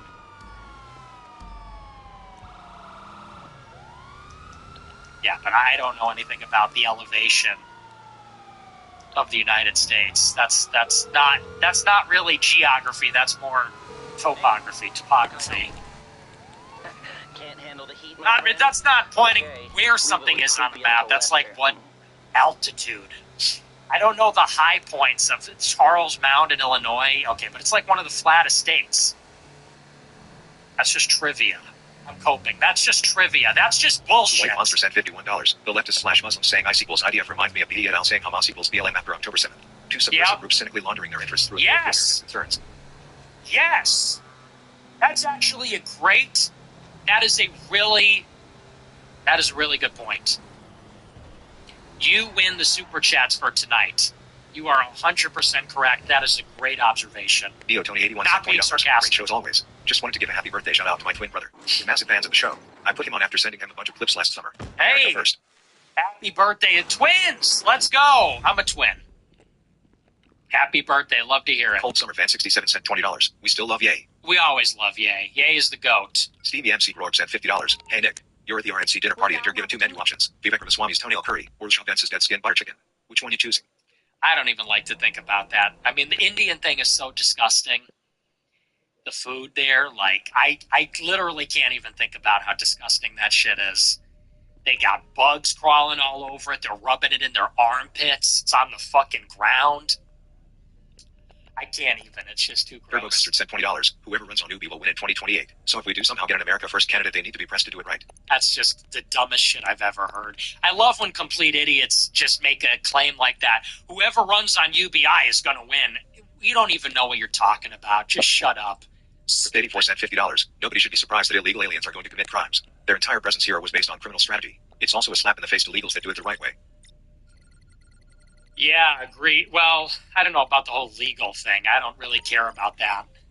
What about all those legal immigrants? Okay. Corporate Horse sent $50. While the right does nothing but bitch, the left has built powerful NGO networks with deep pockets, logistics, and government ties to avoid accountability. The right has nothing but podcasts. Can we afford to wait for Grow Hypers to take power? Why shouldn't we be more kinetic in the meantime? Because Christianity, after many... You're an idiot. That's the dumbest super chat I've ever read. Big 1,488 Roy percent $20. I love how Dan Bilzerian has been crying about ICE and capturing Maduro nonstop but posts Hitler slop. Talent agency's spooked who is ideologically left-wing. Wow. He pushes degeneracy for years before magically waking up one day red-pilled on the JQ. Also, thoughts on Mike Lindell for Gov? I don't buy into this talent agency spook thing. I mean, I've met him. He's a good guy. At least, I've known him for a year. In my dealings with him, he's been a pretty stand-up guy. But I do think that this is like a left-wing thing. And I think, unfortunately, he has this lens about the Jews, and he only sees it from this left-wing lens. He rolls with a lot of these Muslims and left-wingers, and I think that has colored his worldview. I disagree with him. I think he's a stand-up guy. I think he's pointing in the right direction, but I disagree with him heavily on those things. Mike Lindell, I don't know. I'm not following that. Young Dolph sent $20. You ever just listen to Never Come Down in the Car reminiscing wishing 2016 Trump was real? No. Niggy sent $20. Niggy. I'm not sentimental about it in that way. Crypt 84 sent $50. Another thing. Catching up on your show from last night. Red Bull and White Monster were my only two all through school. Then I found Science Frostberry Blast. Ruined all the rest for me. Okay, good to know. Man of War sent $44. At Man of War, thank you so much for everything you do. Nick, please run for office one day and save us all. You got to save yourself. No one's going to come to save you. I'm not coming to save you. No one's coming to save you. You need to save yourself. I hate when people say, you should run for president. Why? So I could solve all your problems? So I could wipe your dirty ass? No, everybody needs to step it up. I'm tired. My back is hurting, okay? Everybody needs to step it up. Everybody needs to be a part of the solution. You know, I am but one part of a huge movement. And I'm a big part of it, and I'm a very vocal and loud part of it, and I'm giving a lot of guidance for it, but we need everybody to do their own research and step up and get involved. And I'm going to do everything I can to arm you. I'm going to do everything I can to get you the information, to provide the vision, keep the morale up. You know, I'm here to do some things about this, but, you know, people say, oh, this guy that's spitting some truth, he should be the president and solve all this. It's like, well, it's going to take an army. It's going to take an army to do this, and you need to be a part of the army. So what do you bring to the table? It doesn't need to be much. You know, are you going to clip? Are you going to donate? Are you going to run for office? Are you going to get a job in the administration? Are you going to try to make a fortune to be a benefactor of different projects? Will you start a nonprofit? Will you do your own independent research? What are you going to bring to the table? I've just given you a dozen ideas. Whatever your station in life, if you're a young person, get into a selective school, join your college Republicans, get an MBA or a JD. If you're a young person. If you're a little bit older, get some means. If you have means, run for office, start a nonprofit. You know, depending on what your skill set is. Become a weapon, become an asset. If you have skills, if you're a lawyer, provide your services to the movement. If you're an intellectual, provide your services to the movement. You know, start a Substack, start a research thing. You know, whatever your passion is, your skill set, your issue area. Whatever you bring to the table. If you're a veteran, veterans are very good spokespeople. Very good to be politicians because they have that built-in credibility. Academics are very good at writing, researching, offering something in that public conversation because they have the degree. They got the credibility there. I mean, like, it's endless, but you got to figure out what you're going to do. Everybody needs to take some accountability for our collective fate, for our collective future. Vamp Rover sent $50. Thoughts on Tom Cruise? I don't care for him. The Scientology thing I don't like. And I don't think he's great in movies. I think he's corny. I don't particularly like his movies. When I was a kid, I really wanted to see Night and Day. Remember that one with Cameron Diaz and Tom Cruise? Because they had in the trailer the song Uprising by Muse, and I love the song. And then I saw the movie, and I'm like, this is the corniest shit ever. These people suck. And I saw Mission Impossible, Ghost Protocol. I thought it was corny. You know what? What was really good was Mission Impossible Fallout. That's probably one of the better action movies in the past 20 years. But I don't really care for him as a guy. I don't like him as an actor. Bro, I'm grateful for Nick sent $25. My teenage son and I have learned so much from you. Moreover, I often highlight to him the importance of perseverance, loyalty, and honesty that you embody. He's home with a fever, and I know he'll enjoy seeing this chat. Thank you, Nick. We wish you a wonderful 2026. Praying for you and your parents, always. Well, thank you so much. We love the moms. You got a good mom. You got a based mom. W. Well, I love to hear that. I'll try to clean up the I feel so terrible about the things I say on the show when it's like, me and my son watch the show, and I'm saying the most, like, filthy stuff. So I'll try to clean it up a little bit, but that sounds like a wholesome family. So God bless you guys. Love to hear it. It's true. Those are important things. Perseverance, loyalty. Never give up. That's my message to the young guys. Never give up. It's not over until you give up. You get punched in the face. You get knocked down. You have a bad day. Sometimes you have a bad year. I've had bad years. Unrelenting, unending punishment and tragedy and misery and just crap. But you push through. You push through. You figure it out. There's a solution to every problem. And you take care of your friends. Loyalty is so important. You stick your neck out for your friends. You share. not only in the summer, but in the winter. That's true. So, love it. Love to hear that. Thank you very much. God bless. 687 mil sent $100. The left's gaslighting is crazy. Being mad at the problems that they create. Victory hand emoji. Face with Yeah, eyes emoji. it's hypocritical. Thank you for the big super chat. I know. Oh, critics sent $25. It's crazy. You said in last night's show that if someone got here and got their citizenship, then you would work with them. What does their status change? Out here in Cali, most of the Mexicans and other third world crowns came illegally but got their papers fixed. They are still a burden culturally, fiscally, etc. Vote left, and more. You got to start somewhere. You deport 30 million people. And as far as that is concerned, look, if there's fraud or people have been naturalized, you can always denaturalize them. You can always take that away. If somebody, you said they fixed their papers, okay, well, if you're implying they got it through corruption, then you can undo that, and I consider that an illegal alien. What I mean by citizenship is, look, there are people that have been here for generations now, at least one, maybe two. They are citizens. If we could get 30 million people out, I could see a future where we work in harmony with them. But the idea that you start pushing this, we're going to come for everybody that's not white, I mean, okay, good luck. Good luck with that idea. That just doesn't get it anybody anywhere. It's not realistic. It's not practical. It's not politically viable. So, people are always pushing for that. Well, you need to be what?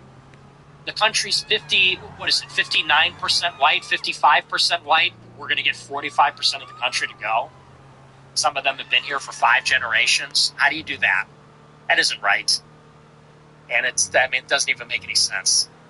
So you start your show and you push that message. Bobby Roy % $20. I get the Tatus in a tough spot, but honestly, fuck him. I rolled him with the pig's naked fist about Steiny and called him a Tom G. Frank face emoji. Frank face emoji. Yeah, I didn't really appreciate that remark. I'll just be charitable and assume that he misspoke. It was just an idiom. I didn't really appreciate that. I've been out here defending him.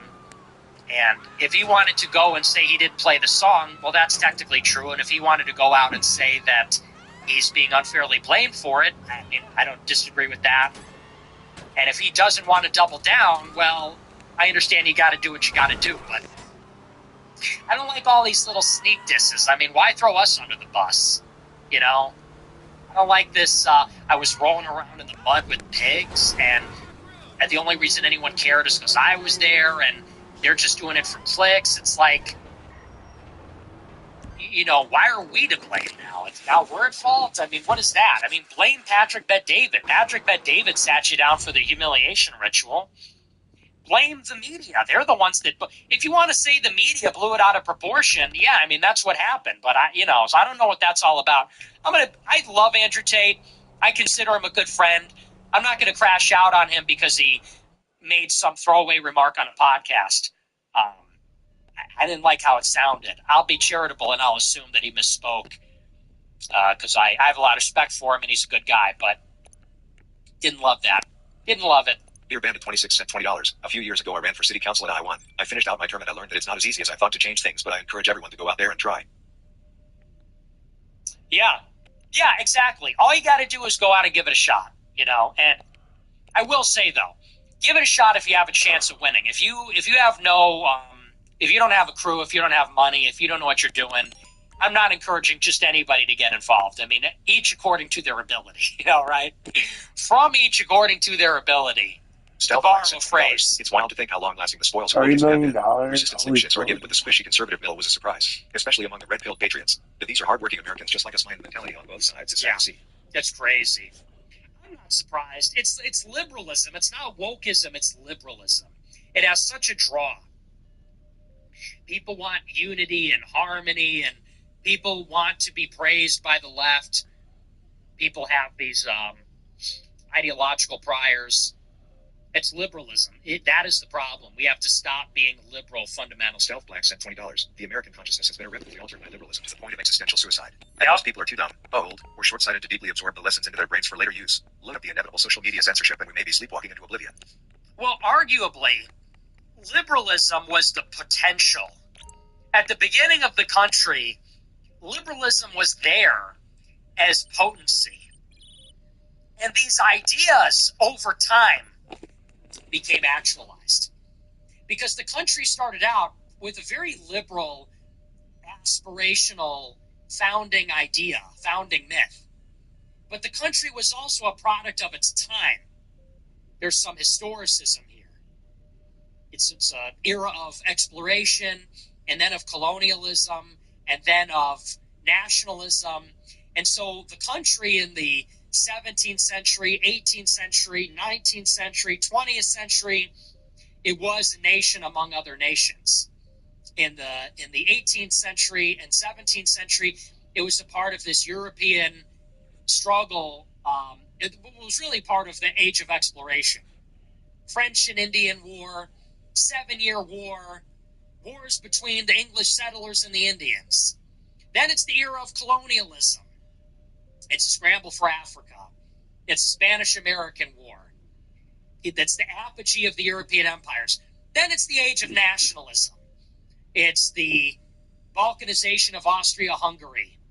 And it's the rise of these industrial armies in Europe. And America has the know-nothings and the 24 Immigration Act and all these things.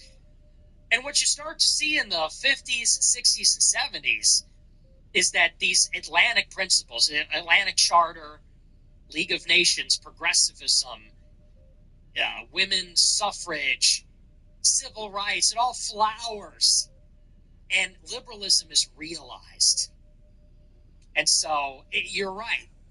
This country was acted upon by liberalism. But it was always there. The germ of it was always there from the beginning. And some people say that the germ of liberalism is Christianity. That would be the right-wing critique of Christianity, is that from the beginning you have this religion that exalts the poor and professes spiritual equality and mercy and all these kinds of things. And so people say that really it was there from the beginning. And so it's kind of difficult to say, how do you self-consciously go back to a time which was effectively a contradiction? That's the problem. How do you go back to a time when we have these documents, we have liberalism, and we've experienced liberalism? We're sort of going to self-consciously embrace the contradiction. And we're going to say, yeah, liberalism's great and all, however, it doesn't work. We need to pretend as though we're not liberal for now. It's kind of a difficult thing. So that's why it's difficult, because someone like myself, I'm a reactionary. I'm a Catholic. My religion is Catholicism against liberalism, against Marxism.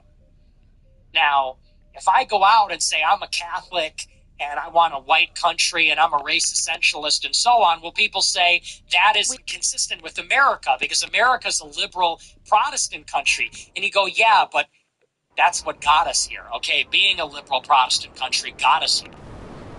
So we do need to sort of have another force, maybe a pre-existing force, act upon America. Reactionary, illiberal, Catholic, something else. But certainly we have to get out of the shadow of all that Pussy stuff. Not just sent $50. Should I pick up the Epstein quarter zip for my grandpa? Yeah, why not? Connor MC Pro sent $20. Given your views on the morality of imperialism/expansionism, is Israel's campaign in Gaza morally justified? If not, can you outline the aspects of the campaign that you find to be immoral and wouldn't condone even if it was the U.S. doing it? Yeah, it's not colonialism. Okay, it's ethnic cleansing. There's a big difference. Colonialism is where you set up a puppet government to extract their resources. That's what it is to be a colony. It means you have no sovereignty, you don't have independence, you don't have representation, and you're sort of forced into this extractive economic relationship. That is not what is happening in Gaza. We don't want Israel doesn't want their resources. The United States doesn't want their resources. What Israel wants is the territory. They want the land. And it's not even because of the land in itself. It's that they don't want this rival group living on the land. They don't want a polity there. So they are erasing Palestine from the map. They are erasing Palestinians from the map through murder, through intentionally killing as many people as possible, destroying all their infrastructure, and then forcibly removing them. So that is an ideological process of ethnic cleansing. And I do think the way it is being done is immoral.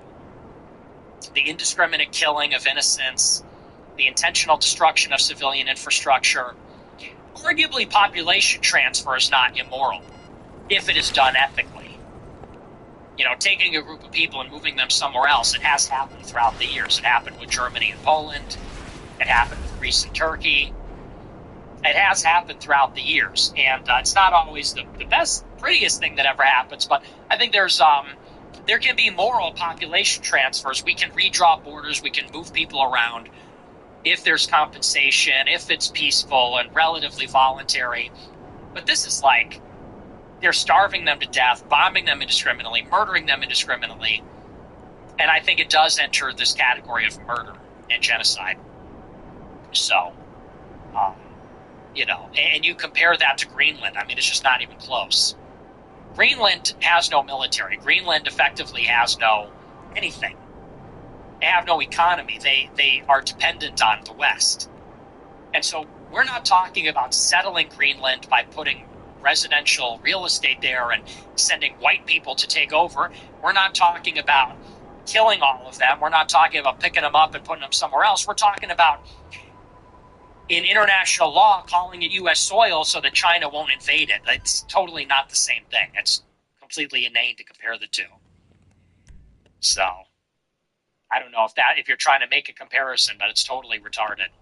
East Armenian Grover sent $76. Got the AF hat. We're to the gym in all white chats under 30 giving fist bumps. Even a boomer in an IDF t-shirt said nice hat. Am I next on the list? Lol. Currently making $300 to $350 a year. Dropped out of college. Going to go back into law now that my business is at a comfortable point. Hope I can be of any help to the movement in a few years. Love it. God bless you. God bless you. I love it. Love business owners. Love lawyers. That's the right move. But it depends. I mean, if you can keep expanding the business and making more money, maybe that's the move. But nothing wrong with getting a degree. Here's the thing. I think about a guy like Adam Presser. Adam Presser just took over TikTok. And a lot of people could say, oh, well, he was put in that position because he's Jewish. And that's partially true. He also holds an MBA from Harvard Business School and a JD from Harvard Law School. And he speaks Chinese. And he's worked with the Chinese. This is a very impressive guy. And so you can't be a goy and bitch and moan about the Jews, and then you don't have anything going on. What's your excuse? And I know they're getting a leg up. I know there are certain doors that are being opened for them. But they get credentialed, they get the experience. We need the best and brightest of our guys to get their degrees, get credentialed, get in the institutions, build their skill stack, and become a weapon, People say, oh, this guy shouldn't run TikTok. Well, is there one among the low IQ anti-Semites that could? Would you know how to do that? Why and why not? It should make you feel vulnerable, and you should fix it. So I love it. Get your JD. Good luck. Jim said $100. We keep having dreams about you because this show starts so late we fall asleep watching it. That's true. Thank you for the big super chat. That's a good point. ACO said $20. In from the south side of Chicago. A couple of Madeline's and Black Dean stole my sister's snow shovel. They went around the neighborhood offering to clean driveways for $45. Our wine's evolving. Dude, I have 100 more super chats and it's 2 a.m. I'm going to try and fly through these. I'm spending too much time on it. I'm going to get through as quickly as I can. I sent $20. I am 90 years old. My grandboy thinks your show and I like almost all of it except for the perverse language. Also, you need to grow your beard for 3 months straight before shaving it. You have fantastic coverage and it'll be not crackerjack with some added density. Let it be. Hope I make it through 2026. Take care, son. Yeah, you really sound like a 90-year-old. Free sent $20. God bless Nick. My family really enjoys the show. Thank you. Kelly Hardy sent $100. Hello, Nicholas. The $100 a month club has handed me an assignment. Some very kind soul has encouraged me to read Pinheads and Patriots by Mr. Bill O'Reilly. So apparently the soul, frog emoji, has some reading to do. Love you guys. Christ is king. Praying gesture emoji. Kissing face emoji. And Kelly. Okay, thank you for totally forced. You're trying to Okay. The attention grab is diabolical. What are you trying to do here, huh? What are we trying to do here, hon? We're trying to force a meme? Is that what we're trying to do? I'm Aunt Kelly. Haha. Come on now.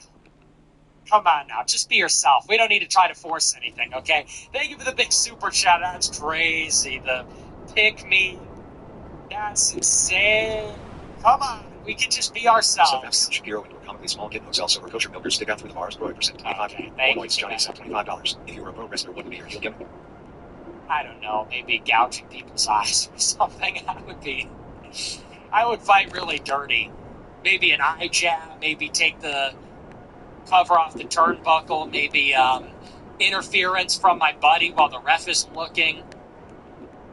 Getting disqualified. I don't know. I would be a dirtbag. Falcon LV sent $20. W mustache. Christ is king. Thank you. Biscuit Better sent $20. I know in yesterday's stream you were talking about debating. A really good debate I recommend everyone watches is Jay Dyer versus Nick Fuentes on Catholicism. Watch if you want to see Nick get psychologically decapitated and mind raped by a higher intelligence. Well, what you find is that Orthodox people are in contradiction with the gospel, and then they can't handle that. There is one argument that defeats any Orthodox person, which is the key. Peter is given the key. No one else is given the key. You don't have Peter. You lose. And they go, oh, all you can say is the key. That's all we need. It's literally the key. The Vatican is shaped like a key. Peter is given the key. His name is Rock. He is the Rock. And Orthodox Christians want to say, no, it's supposed to be this system of like 5 different guys, and some of them don't even exist anymore. So, look, you want to go to hell, that's your prerogative. Sent $20. People who support advanced mandates are calling people who support ice boot lockers low. Libertarianism doesn't work, but it especially doesn't work in a society of increasing third worlders and white race traders. The illegals came in through the means of the state and therefore must be removed by the means of the state. True. Taco Dog sent $20. The mustache looks good for a 40-year-old. Ah, very good. Gallant 22 sent $100. Nick is a good at articulating the truth that you best be listening. Side note, last week you destroyed the kid with the rich dad who condemned your Miami club event. Lol, these people are smoked. Thank you for the big super chat. Oh, yeah. Rylan Holly. Everybody who watches the show sent $100. Patrick Star, I love you, smile. Seriously, we are kindred spirits. You as the way more articulate version describe what my retard ass feels. I couldn't begin to describe the level of catharsis this show brings unless I just did. But I want you to remember something. You either die as the Wang live long enough to see yourself become a Jew. Okay, thanks for Program that. sent $50. You hear about Canada's growing relations with China? Do you support U.S. intervention? Is it even likely now? I've been talking about it all throughout the past couple of weeks. U.S. intervention in Canada? I don't think that's going to happen. We threatened 100% tariff. China canceled their deal. Canada canceled their deal with China. Nick sent $20. Burger bar or food truck? Native Snooze sent $20. You would make a killer used car salesman with that muff-iver mustache.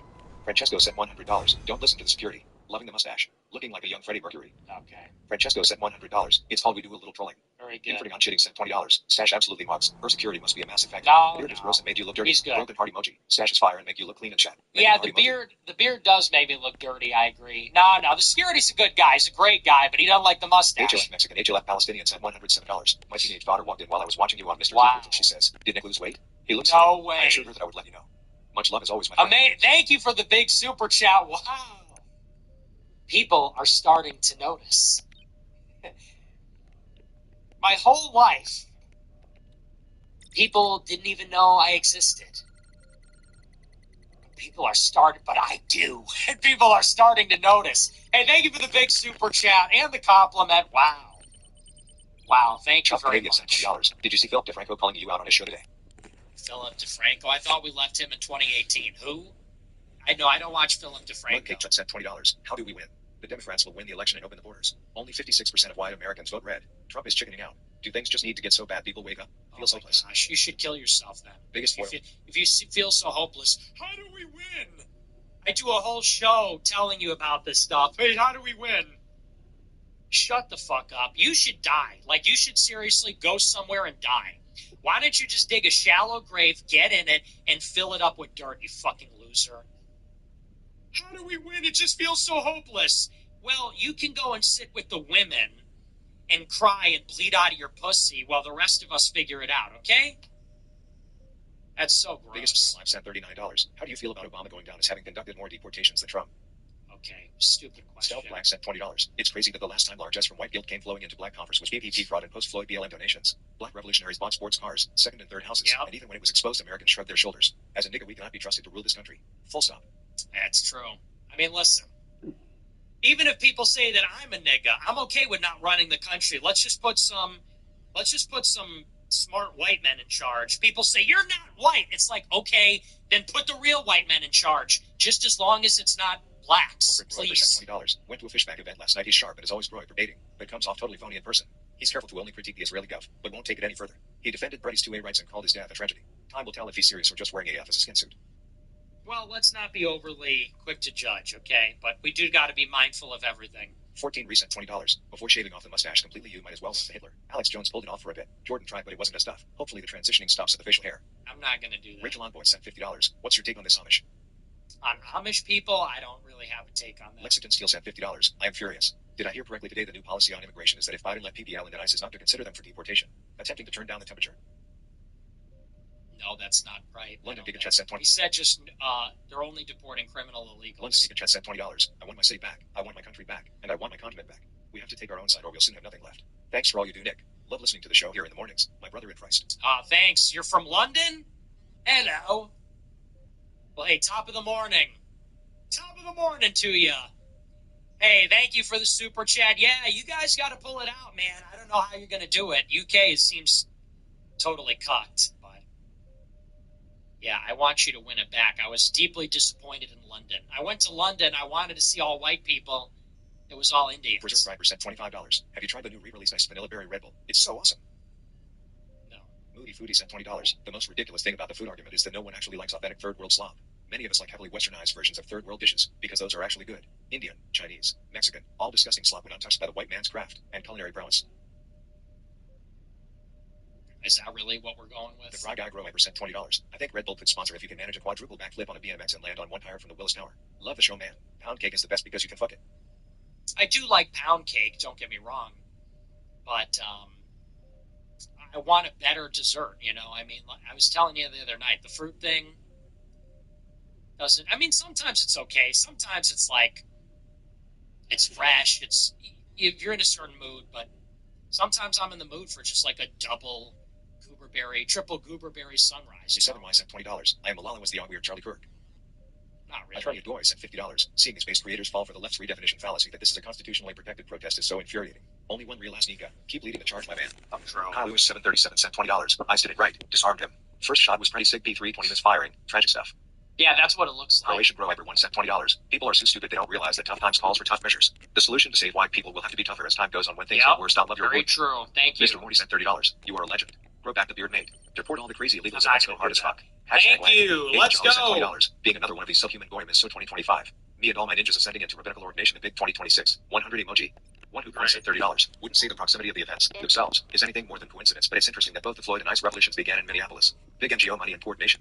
Yeah, that's true. Hinsdale Grower Pants sent $50. Bring back the beard, not the illegal. SC Grower percent $25. Like the beard, huh? The signal chats are crazy. It's the same tactics cartels use in Latin America to fight and monitor law enforcement. One more do need to justify the use of the Insurrection Act. SMH. I agree. Reno NB Grower percent $20. The night show was pretty good. Pretty good. Marshall sent Thank you. $20. The lack of self-awareness in these super chats from viewers who got red pill 7 months ago makes me think passing an AF mission be required prior to sending one. Rex sent $25. It's a scoium, right and left, black and white, versus the Jews. This modern horseshoe theory espoused by many on the right wing has set the movement back another 10 years thanks to previously well-articulated nationalist thought getting diluted by retards like Greg Conde who think leftists are capable of accepting Hitler. Yeah, I agree. At 1785 sent $100. The COVID mob is back for ICE. 100% media slaves. There's no hope of any change without more media control. This shit is over. Enjoy the 3 years we have left before the walls start caving in on us. Thank you for the big super chat. I appreciate it. Replaces asylum seekers, including the criminals. How does ICE support these people when their court dates are majority in the 2030s? Also thoughts on Bible 1914 prophecy. Change the laws. Get them out. NR 3883 sent $25. Now that I've seen you with a beard, I can't take you seriously without it. CF Frost sent $20. No one is mentioning how ICE is pushing a women away from the street and traffic towards the sidewalk. Not pepper spraying, tasing or hitting them with a baton, but shoving them away really hard, and it's only after male nurse agitator puts his hands on the agent that they escalated going for the arrest. No white privilege. Massajar05 sent $20. Somali Minnesotans, oxymoron, pay $640 a year in taxes per capita, while receiving an average of $3,500 a year in government assistance. We need to deport the legal ones too. America First is the only way sent $25. How long until Candace discovers that the Earth is flat? It's inevitable at this point. At least then we can launch her over the ice wall. But she'd be too confused why it hasn't melted when it's 30 degrees out. That was hilarious. She goes, it's 30 degrees. Why isn't the ice melting? Because the freezing point of water is 32 degrees. Like, did she actually not know that? Did she explain that? I read that. I couldn't believe it. She's like, it's 30 degrees. Why ain't the water melting? It's like, it's the freezing point is 32, bro. Don't you learn that in, like, 2nd grade? Manscaped sent $20. Looking good tonight. Tired of the super chats? Reach out to us. 14 recent $20. It's sounding on citizens can't own property. They can only rent farm citizens. If we cut off all means to citizenship for illegals, we essentially have a slave class which isn't great but not as bad as. Andrew Jackson's eyebrows sent $20. Shut level up strategy. Grow a mustache. Get class A CDL. Live in semi-truck. Use parents' address to save on rent. Do online comp sci degrees through WGU. After 3 to 4 years, should have $100, 200K saved and degree paid off. Move to Tech City. Do masters in comp sci through UT Austin online for $10,000 while networking/internet. Interesting idea. 7978 sent $20. Do you think John Pork will run in 28? I've seen enough. He's running. LSU Broiler sent $20. Seeing a leftist bolt really makes you wonder when a civil war will break out. Cuban Nielsen Leather sent $20. A few months ago you were talking about uniting with the left if they could get over their anti-white beliefs. That is the locus of their philosophy. I'm glad to see this return to form. Keep it up. Well, you didn't really get the After strategy. 39 cents $20. Nick, last night at tonight's show. Absolute fire. You're so on point with everything you're saying. Keep up the great work spitting facts. Also, your hair and mustache is looking good, but let's be honest, you're handsome no matter what. You don't appear. You'll be facing Stop. Marco You 347 are. You're gorgeous. 340. You know what I hate about women? Is how women post on Instagram and then all the stupid bitches gas them up in the comments. A girl posts on Instagram and all the comments are like, stop, you're gorgeous. Oh my gosh, baddie alert. 10 out of 10. It's like, she's ugly as fuck. No, she's not. I hate the way women lie to each other. Women just gas each other up. They're like, oh my gosh, I'm so sorry that happened. Oh, I hope everyone's okay. Oh my, it's like, shut up. Shut the fuck up. Women are so fake. That's why men, guys, we're real. We're your guy friends are going to tell you what's up. Women be lying. Marco 347. Women be lying. Marco That's all they do. $20. We need to be on the phones calling congressmen and senators telling them we voted for 30M deportations, not this pussy shit. Fuck the optics. Get it done. The white moderates like the outcome. I agree. Red hair don't care sent $20. Who actually expected a boomer to fight like hell against communists? Just look at what a weak, feckless generation they were as a whole. Give peace a chance, man, and don't ever even think about fighting decisively defeating commies. It's got nothing to do with that. Trump is he just sucks, okay? Trump is just a old, tired man who doesn't really care. He doesn't have an ideological center. He's hollow. So he doesn't have this, ruthless, political calculation like Putin. He's not ideologically driven like, I don't know, somebody else. He is just he is a demagogue. I mean, he is a true demagogue. He's just a politician. Hollow, weak, overestimates his ability, deep personality flaws. He's just not the guy. Rolla Diddy sent $20. The whole political cycle just PMO ATP is also tiresome. It really I could be is. your grandma sent $25. Hello, you could be my grandson. I am sure you have heard Stephen Crowder's solution. Any comments? Yeah, so he said what? We give them all a month to leave and then we deport everybody? Look, they had a chance. I don't even believe in that. I think that's even a concession. They all got to go now. These right-wingers, they always come up with some grand compromise. I don't believe in that. You don't give them a chance. Giving them a chance concedes that they're right. It's like, okay, you guys are kind of right. It's like, you're not in control here. We are. We run the White House. We are in power. What we say goes. You had your chance. Now get the fuck out. You wanted to leave. You should have done it before Trump was inaugurated. I think they already had their month. They've had a year. They've had years. So, and I like Crowder lately. I disagree with that kind of thinking. Marco 340 sent $20. In the short term, do you think crushing the leftist rebellion is more important than highlighting RW's Zionist influence? The TikTok deal is done. Iran is imminent. Does domestic matter more? Well, you got to do both. Backlash Rover sent $20. Did you see Beardson talking with Blunt from the Backlash? The girl was more based on the issues than he was. Beardson was mad that she wasn't more in favor of a multiracial coalition. Who would have ever thought there would be infighting over whether AM should be a multiracial coalition? Sid, that's less Israel MTW. I love when people watch some show that's total. This show gets 40,000 viewers a night. I'm holding it down. And then somebody watches some podcast of people that I know, and they go, this is the AF movement. This is the AF movement. You're looking at it. This is the AF movement. Who ever thought there'd be infighting over infighting? There's no infighting. There's just one. The unity proceeds from the one, which is the show. So, I don't know. I mean, your name is Backlash Goiper. Send your complaint to them. Bobby Rumble sent $20. If the left twins are going to open the borders again, you shouldn't have voted for Trump at 24. Yeah, he's not doing shit right now. But seriously, what did you want us to do in 24? Let the left win? Oh, man. You're such a gross slut. You're just a disgusting victim. You deserve to be raped endlessly. What were we supposed to do? Let the left win? Wow. You love your rapist. You're in love with your rapist. You want to leave your husband for your rapist because that is what you crave. Rape. That is what you like. You like rape. And you want total rape forever, you fucking bitch. Nicholas ZZZ sent $20. I hear ICE is doing a pretty good job up in Minnesota. Igor Petrovich sent $20. Hilarious how Alex Jones always acts like Trump's still redeemable. I was watching him this morning and he was saying that it's a strategic retreat to reinvigorate ICE and come back with a vengeance. Always. Verbatim, lol. Gregory Bobino. Always. If you can hear me. Rusty's brother. Bro Ibers have to watch. See you in Valhalla. I love Alex, but it's always like, how can Trump still win? Here's how Trump can still win. And I just look at Alex, of all people, and I'm like, are you tired? Look at what Alex has been put through. Look at the bullshit he has been put through. And he's been doing it longer than anybody. It's like, aren't you tired, man? I am tired. And I got into this way later. And we did this in the first administration. This is what I always say. We played this game already. We did it all. We fought with the personnel. We tried to get our guys in there. We tried to pressure the admin. Okay, it happened. We lost. We failed. Trump sucks. It is what it is. And people are hearing the big 2-6 saying, okay, guys, here's how we could still... It's like, I'll believe it when I see it. When Trump is the fucking president.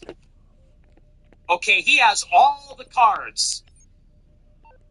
When he does something, when he makes... I'm a live streamer. You're the president. When the president decides to actually lead and do something, okay, then we got something to work with. Until then, I'm out, man.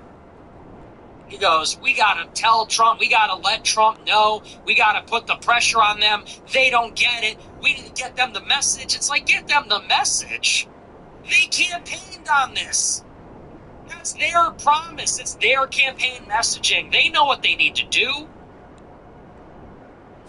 We did our part. You Trump supporters did your part. You voted. They're in office. They have power. They won't use it. Now we gotta rely on some dipshit with a Twitter account to go and express their disapproval for Trump to use the fucking military to do what he said he would do? I'm done. I'm not playing that. We're playing our own game now. Our own game is like, you know what? Trump is a fuck up. Let him be a fuck up. I am getting my friends in government. They're building their resume. They're building their portfolio. I'm getting my army to get more powerful. And that's what I care about. I don't care if the Republican Party succeeds. I don't care what Trump does at this point. I'm looking out for my people. I'm trying to get my people to get advanced as possible. For my battle. For our battle. And if Trump does something, it's a bonus. If he doesn't, who gives a shit? That's where I'm at. I have no confidence in this administration at all. Aussie 95 cent $20. Guys, if you ever feel sick, just remember JD Vance has little Indian man living in his house. I can't even. That's bitch pursue me. Sent $20. ICE needs to come back with super soldier armor so people don't do a suicide by coffee. Yeah, straight Dylan up. Talks Politics sent $20. Turned 18 and 24 and admittedly voted for Trump. Given how the events have unfolded and how you demonstrate the pretext on AF, it blows me away that anyone can have existing faith in this administration. I know, man. I know. Convent sent $20. Hey, bud. Trump's starting an America First credit union. Not that I'm Polish or anything. It's been tried Just a before. girl sent People are $100. doing it. Dear Nick, it is an honor to support you. Thank you for all you do. I pray for your safety and your family's safety. Rest in peace to Christine. Thank you so much for the big super chat from Just a Girl. It's crazy when girls give me money. It's so insane. I appreciate it. Sent Thank $20. you. Do you believe that it is possible the country resorts to some kind of faction warfare or serious collapse? Anything's possible. Do you think it's possible? Are we going to have a civil war? Tell me. Tell me seriously, are we going to have a civil war? Okay. You know what? Just drink up. Just finish whatever's in your red Solo cup and continue to enjoy the party, okay? Okay, why don't you finish whatever's in your red Solo cup, get some dinner, I think they just put the spread out, and you just go and talk to everybody else about your favorite Netflix show on the big game, all right? Go the Knights. Hey, Nick. Great show. Good to see ya. Tell me, for real, are we gonna have a civil war? Really? Yeah, man, just skip it. Just skip it. Enjoy the party. Take a load Go off. the Knights sent $20. What is your opinion on Dick Will? You've been on the show in the past. I was on a show on Monday last week, and he was very friendly, very nice. Thought it was great. Mrs. Rowe 23 sent $20. The mustache and her accent is peak 90s superfan from SNL. Keep it. Taya 413 sent $20. Had a double butter cheeseburger from Culver's the first time today. No fish back in Miami. way. Tomorrow life's good. So did I. Not for the first time, but I had a double butter cheeseburger, a double butter burger. I did too. TH Conservative sent $20. Before Washington's crossing of the Delaware River at the Battle of Trenton in 1776, victory was the password or death was the response. That's so awesome. City Bob A02 sent $20. Or, Looking extra fine with the mustache. Please keep it up. We appreciate you. Thanks. Drake sent $100. Gia and Wang shirts I ordered last week arrived quickly. Are comfortable and high quality. Great. And the 20% off promo code is low. Hey. Any ideas for names for your burger stand / donut shop? Thanks for the big super chat. You know, the name isn't really important. The name is not that important. I don't know. I would just call it like something with burger in the name. Burger Shack. burger joint. I don't know. I just call it Nick's. I don't know. Something. And the donut shop would just be like, donut shack. Coffee house and burger shack. I don't know. Someone more creative than me will come up with the name. I'm not creative, okay? I'm not that creative. I'll call it Coffee House and Burger Shack, and they'll be right next to each other. Donut House and Burger Joint. Horny Cat sent $21. Good to see Trump in Iowa today. We will roll the red carpet out for you in midterms if you come through. Did you know the boat hit out here when things got hot in Chicago? I did know that, yeah. Yeah, maybe we'll be there in 28. Yeah, Iowa's it's a rough state. Swimming the Shoe 33 sent $20. Your burger restaurant idea is a recipe for complete goring slop. Stay in your lane, little bro. It's a great idea, and that's why you're some stupid Ouija or something, because you don't have ideas. It's a great idea. Dead Stomp sent $20. I would like to apologize to you, Nick, for voting for Trump in 2024. Worst part is that I knew and believed you, but my father guilt-tripped me over his finances and his investments when I told him I wasn't voting for Trump. He and I had a heated phone call the day of the election. I love him, but it hurts. Not voting for JD. You people are so emotional. It's very funny. The goy mind is really something to... I'm sorry I voted for Trump. My dad guilt-tripped me and we were mad at each other. 1957 sent $150 for the Minions 3 tickets. Thank you for the big super chat. Minions 3, is that... Minions 2 was so bad, I'm not going to see it. Minions 2 was trash. Sent $20. You'll find a woman who is like you. They are rare, but they exist. IQ in the 150s will be a closer fit for you. Don't IQ dead people curse. Oh my gosh. Okay. You mission minus the goat sent $200. Celibacy is best for those called. It frees you from marital anxieties and divided loyalties, so you can have undivided devotion to the Lord. Remember, Paul calls singleness a gift. Oh, thanks for that. Thank you for the big super chat. Super helpful. I'll take that into consideration. Fat bitches are sex offenders. I see them and I'm sexually offended. Making lingerie for fat bitches is like giving knives to little kids. They got hurt somebody. If you find yourself in a fat bitch pussy, just remember it's because you're... Yeah, sent $20. Since you're 1/4 Hispanic, should we bring back quadroon as a term? Jupiter sent $50. 46 mom of 2 boys. You're right about everything. Thank you very much. We love the moms. W moms. $20. Drinking publicly is not worth it. It's temporary fun. A random person would have a fun night, but as a public figure, you gamble. It's a fun night where you lower your inhibitions and accidentally make a spectacle of yourself. I've seen colleagues ruin reputations with one night. Best to just do that with family and watch a movie. Okay, thanks for the advice. $20. Nick, love the streams. What's your take on Freemason? It's bad. Arkansas Grow for $4.79 sent $20. Hey Nick, I look around the office and see retards. I saw you met HMC dug a while back after the slap. His content led me here. He's a beast and so are you. Keep up the excellent work, my off.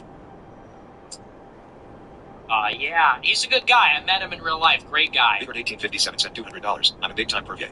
Confirm Italian. Thank you for the big super chat. What are you saying about Italians? What are you saying? CX09 sent $60. According to local news stations, most of the fraud has been prosecuted. I think 88 people so far convicted. WDND, you just go to the prisons and deport, because I think most of the population is there by birth. I'm sure it's more extensive than that. Cooper sent $20. Isn't there a Yemen where he said if I ever disappear and come back, it's not me? Might explain a lot, right? You should log off forever. Yeah, he's a clone. Pepita sent $20. Do you still have the Lego MTT? Not a Qatari agent sent $50. Okay. Liberals are reposting Rand Paul, Ron Paul, and Newt Gingrich on what amounts to amnesty. Total neocon and libertarian fart and shit auto. People are idiots. Sarah The shit you say is just the dumbest Sarah shit Palin's ever. box sent $25. Got laid last weekend wearing my AF Jeffy P-quarter zip. Bitches love it and shit's got aura. I look up to you like Goebbels looked up to Hitler, and if you kill yourself in the fur bunker, I'm going with you. Julander sent $20. I see boomers consuming AI slop constantly. Think I'm scared. They're not ready for it. They can't. That happens with my parents all the time. My mom sends us stuff, and we're like, that's AI. She's like, well, how am I supposed to know? I'm like, this is kind of obvious, but boomers are not ready for this. They're not ready for AI. South Chicago grandma, you're now living in Michigan. The jawline is looking chiseled. Thanks. Happy birthday to my oldest Danny. Thanks to him, I know who you are. Hey, happy birthday! South Chicago grandma, love that. Well, why'd you abandon your post? I get it. It's a shithole now. I hear Michigan's really nice. I got friends up there. Hey, well, God bless. Love it. That's so wholesome. I love that. Well, hope it's a good birthday. Thanks for the super chat. Ultimate Spinach sent $50. Do you have books or something you suggest? I need to learn because I feel I'm so uneducated on it all skeptical. Yeah, just any book will do. Just pick something. Larry Silverstein is a piece of shit that will sent $20. Hi, I'm a 95-year-old male from New York. Lil JK. Also, there's this space on X. I got a bunch of people talking with this naked truth dealer who is highly smart, but is calling you out, man. Saying you a fraud. I don't want to believe that shit, bro. Saying you got the call. You need to get in that space and calm shit down, boss. I really don't. I really don't need to go in and I've answered everything about everything already. Okay, it's been 5 years since January 6th. People are still bringing that up. And I've said everything I have to say about it, so I don't need to answer every ankle-biting cocksucker who wants to come in and try to delegitimize me. You want to know the truth, watch the show. You don't want to, you have a problem with me, don't watch the show. I don't really care. Privately, I swallow comes sent $20. What do you think this TTS guy looks like? Such a weird voice. Average John 93 sent $100. Ascending, but still like you. You explaining Candace reading with her fingers literally be Lamau. Yeesh. Well, that's okay. You don't need to be good at reading to make a lot of money. Obviously, that's okay. It's not all it's cracked up to be. But hey, I appreciate the big super Timeless chat. sent $50. According to CBS, most of the fraud has been prosecuted in Minneapolis. Around 88 convictions. Wouldn't ICE just deport these people in prisons? I think most of their population are citizens by birth. You denaturalize them. They get citizenship because they're refugees. They get a green card. They apply for citizenship. You denaturalize them. And there's, like I said, there's more. Prices came $4 $20. Commerce Owens doesn't know how igloos work. Snow is insulating and I'll guess you could light a fire and then she saw one of those goofy ass low IQ conspiracy theorists post Sabbath snow not melting under a flame and ran to leave it. You gotta do that full expose on her husband and everything. Can't stand the low IQ mama dance she has. I think she's doing herself in at this point. Native American sent $20. The sweatshirt I got was high quality, so I definitely had to order a quarter zip. You're the man. Hey, thanks. It's very high quality. I like it. Thanks for all you do. Once heard you say, we lost something qualitative, and we lost NBC and diversity. But on Richard Spencer, you said you prefer diversity. Was this a change of mind? These are my favorite super chats when somebody says, so you said you have a 2-second clip here and a 2-second clip there. If you don't understand the context, then you should watch something else. Like, example, the other day I said tattoos are horrible, and then I said, oh, Sneako's really great, and I see some fucking asshole in the comments saying, I thought you said tattoos are bad. It's like, yeah, so what I meant by that is I will never talk to anyone that has a tattoo. Like, what? That just, I tend to just not want to talk to anyone on the internet for that reason, because people, you know, they think they have something. I said I like living in a diverse city, and I question whether forcing absolute pure racialism is even desirable. That's what I said. Now we're losing our country because we're becoming a minority. That's completely different. Bobby Schmumble sent $20. Without saying enjoy my rapist, I would like an answer to this not hating. Would we not be worse off if none of us voted in Kamala won? If she were president? Asked and answered. That's what the show's about, dumbass. Holy fuck. I would like an answer. Okay, well, you should watch the show more then. I don't know what to tell you. You should, you know what? Forget it. Honestly, stop watching my show. You in particular, never watch my show again. Honestly, go watch something else. Go watch Jack Posobiec. Go watch Charlie Kirk. You are beyond saving. Wouldn't we be worse off? Honestly, go watch something else. You just keep voting Republican. You just keep getting raped. You do whatever the fuck you want, but don't do it here. I want nothing to do with you. Okay, that's our last super chat. That's going to do it for me. People are idiots. Remember to smash the follow button, smash the like button, leave a comment. I'm on the air Monday through Friday. Thank you to our top super chatters. Big special thank you to Big Red, Yukio Mishima, Thomas Cruz, Francesco, Richard Lyman, Groy.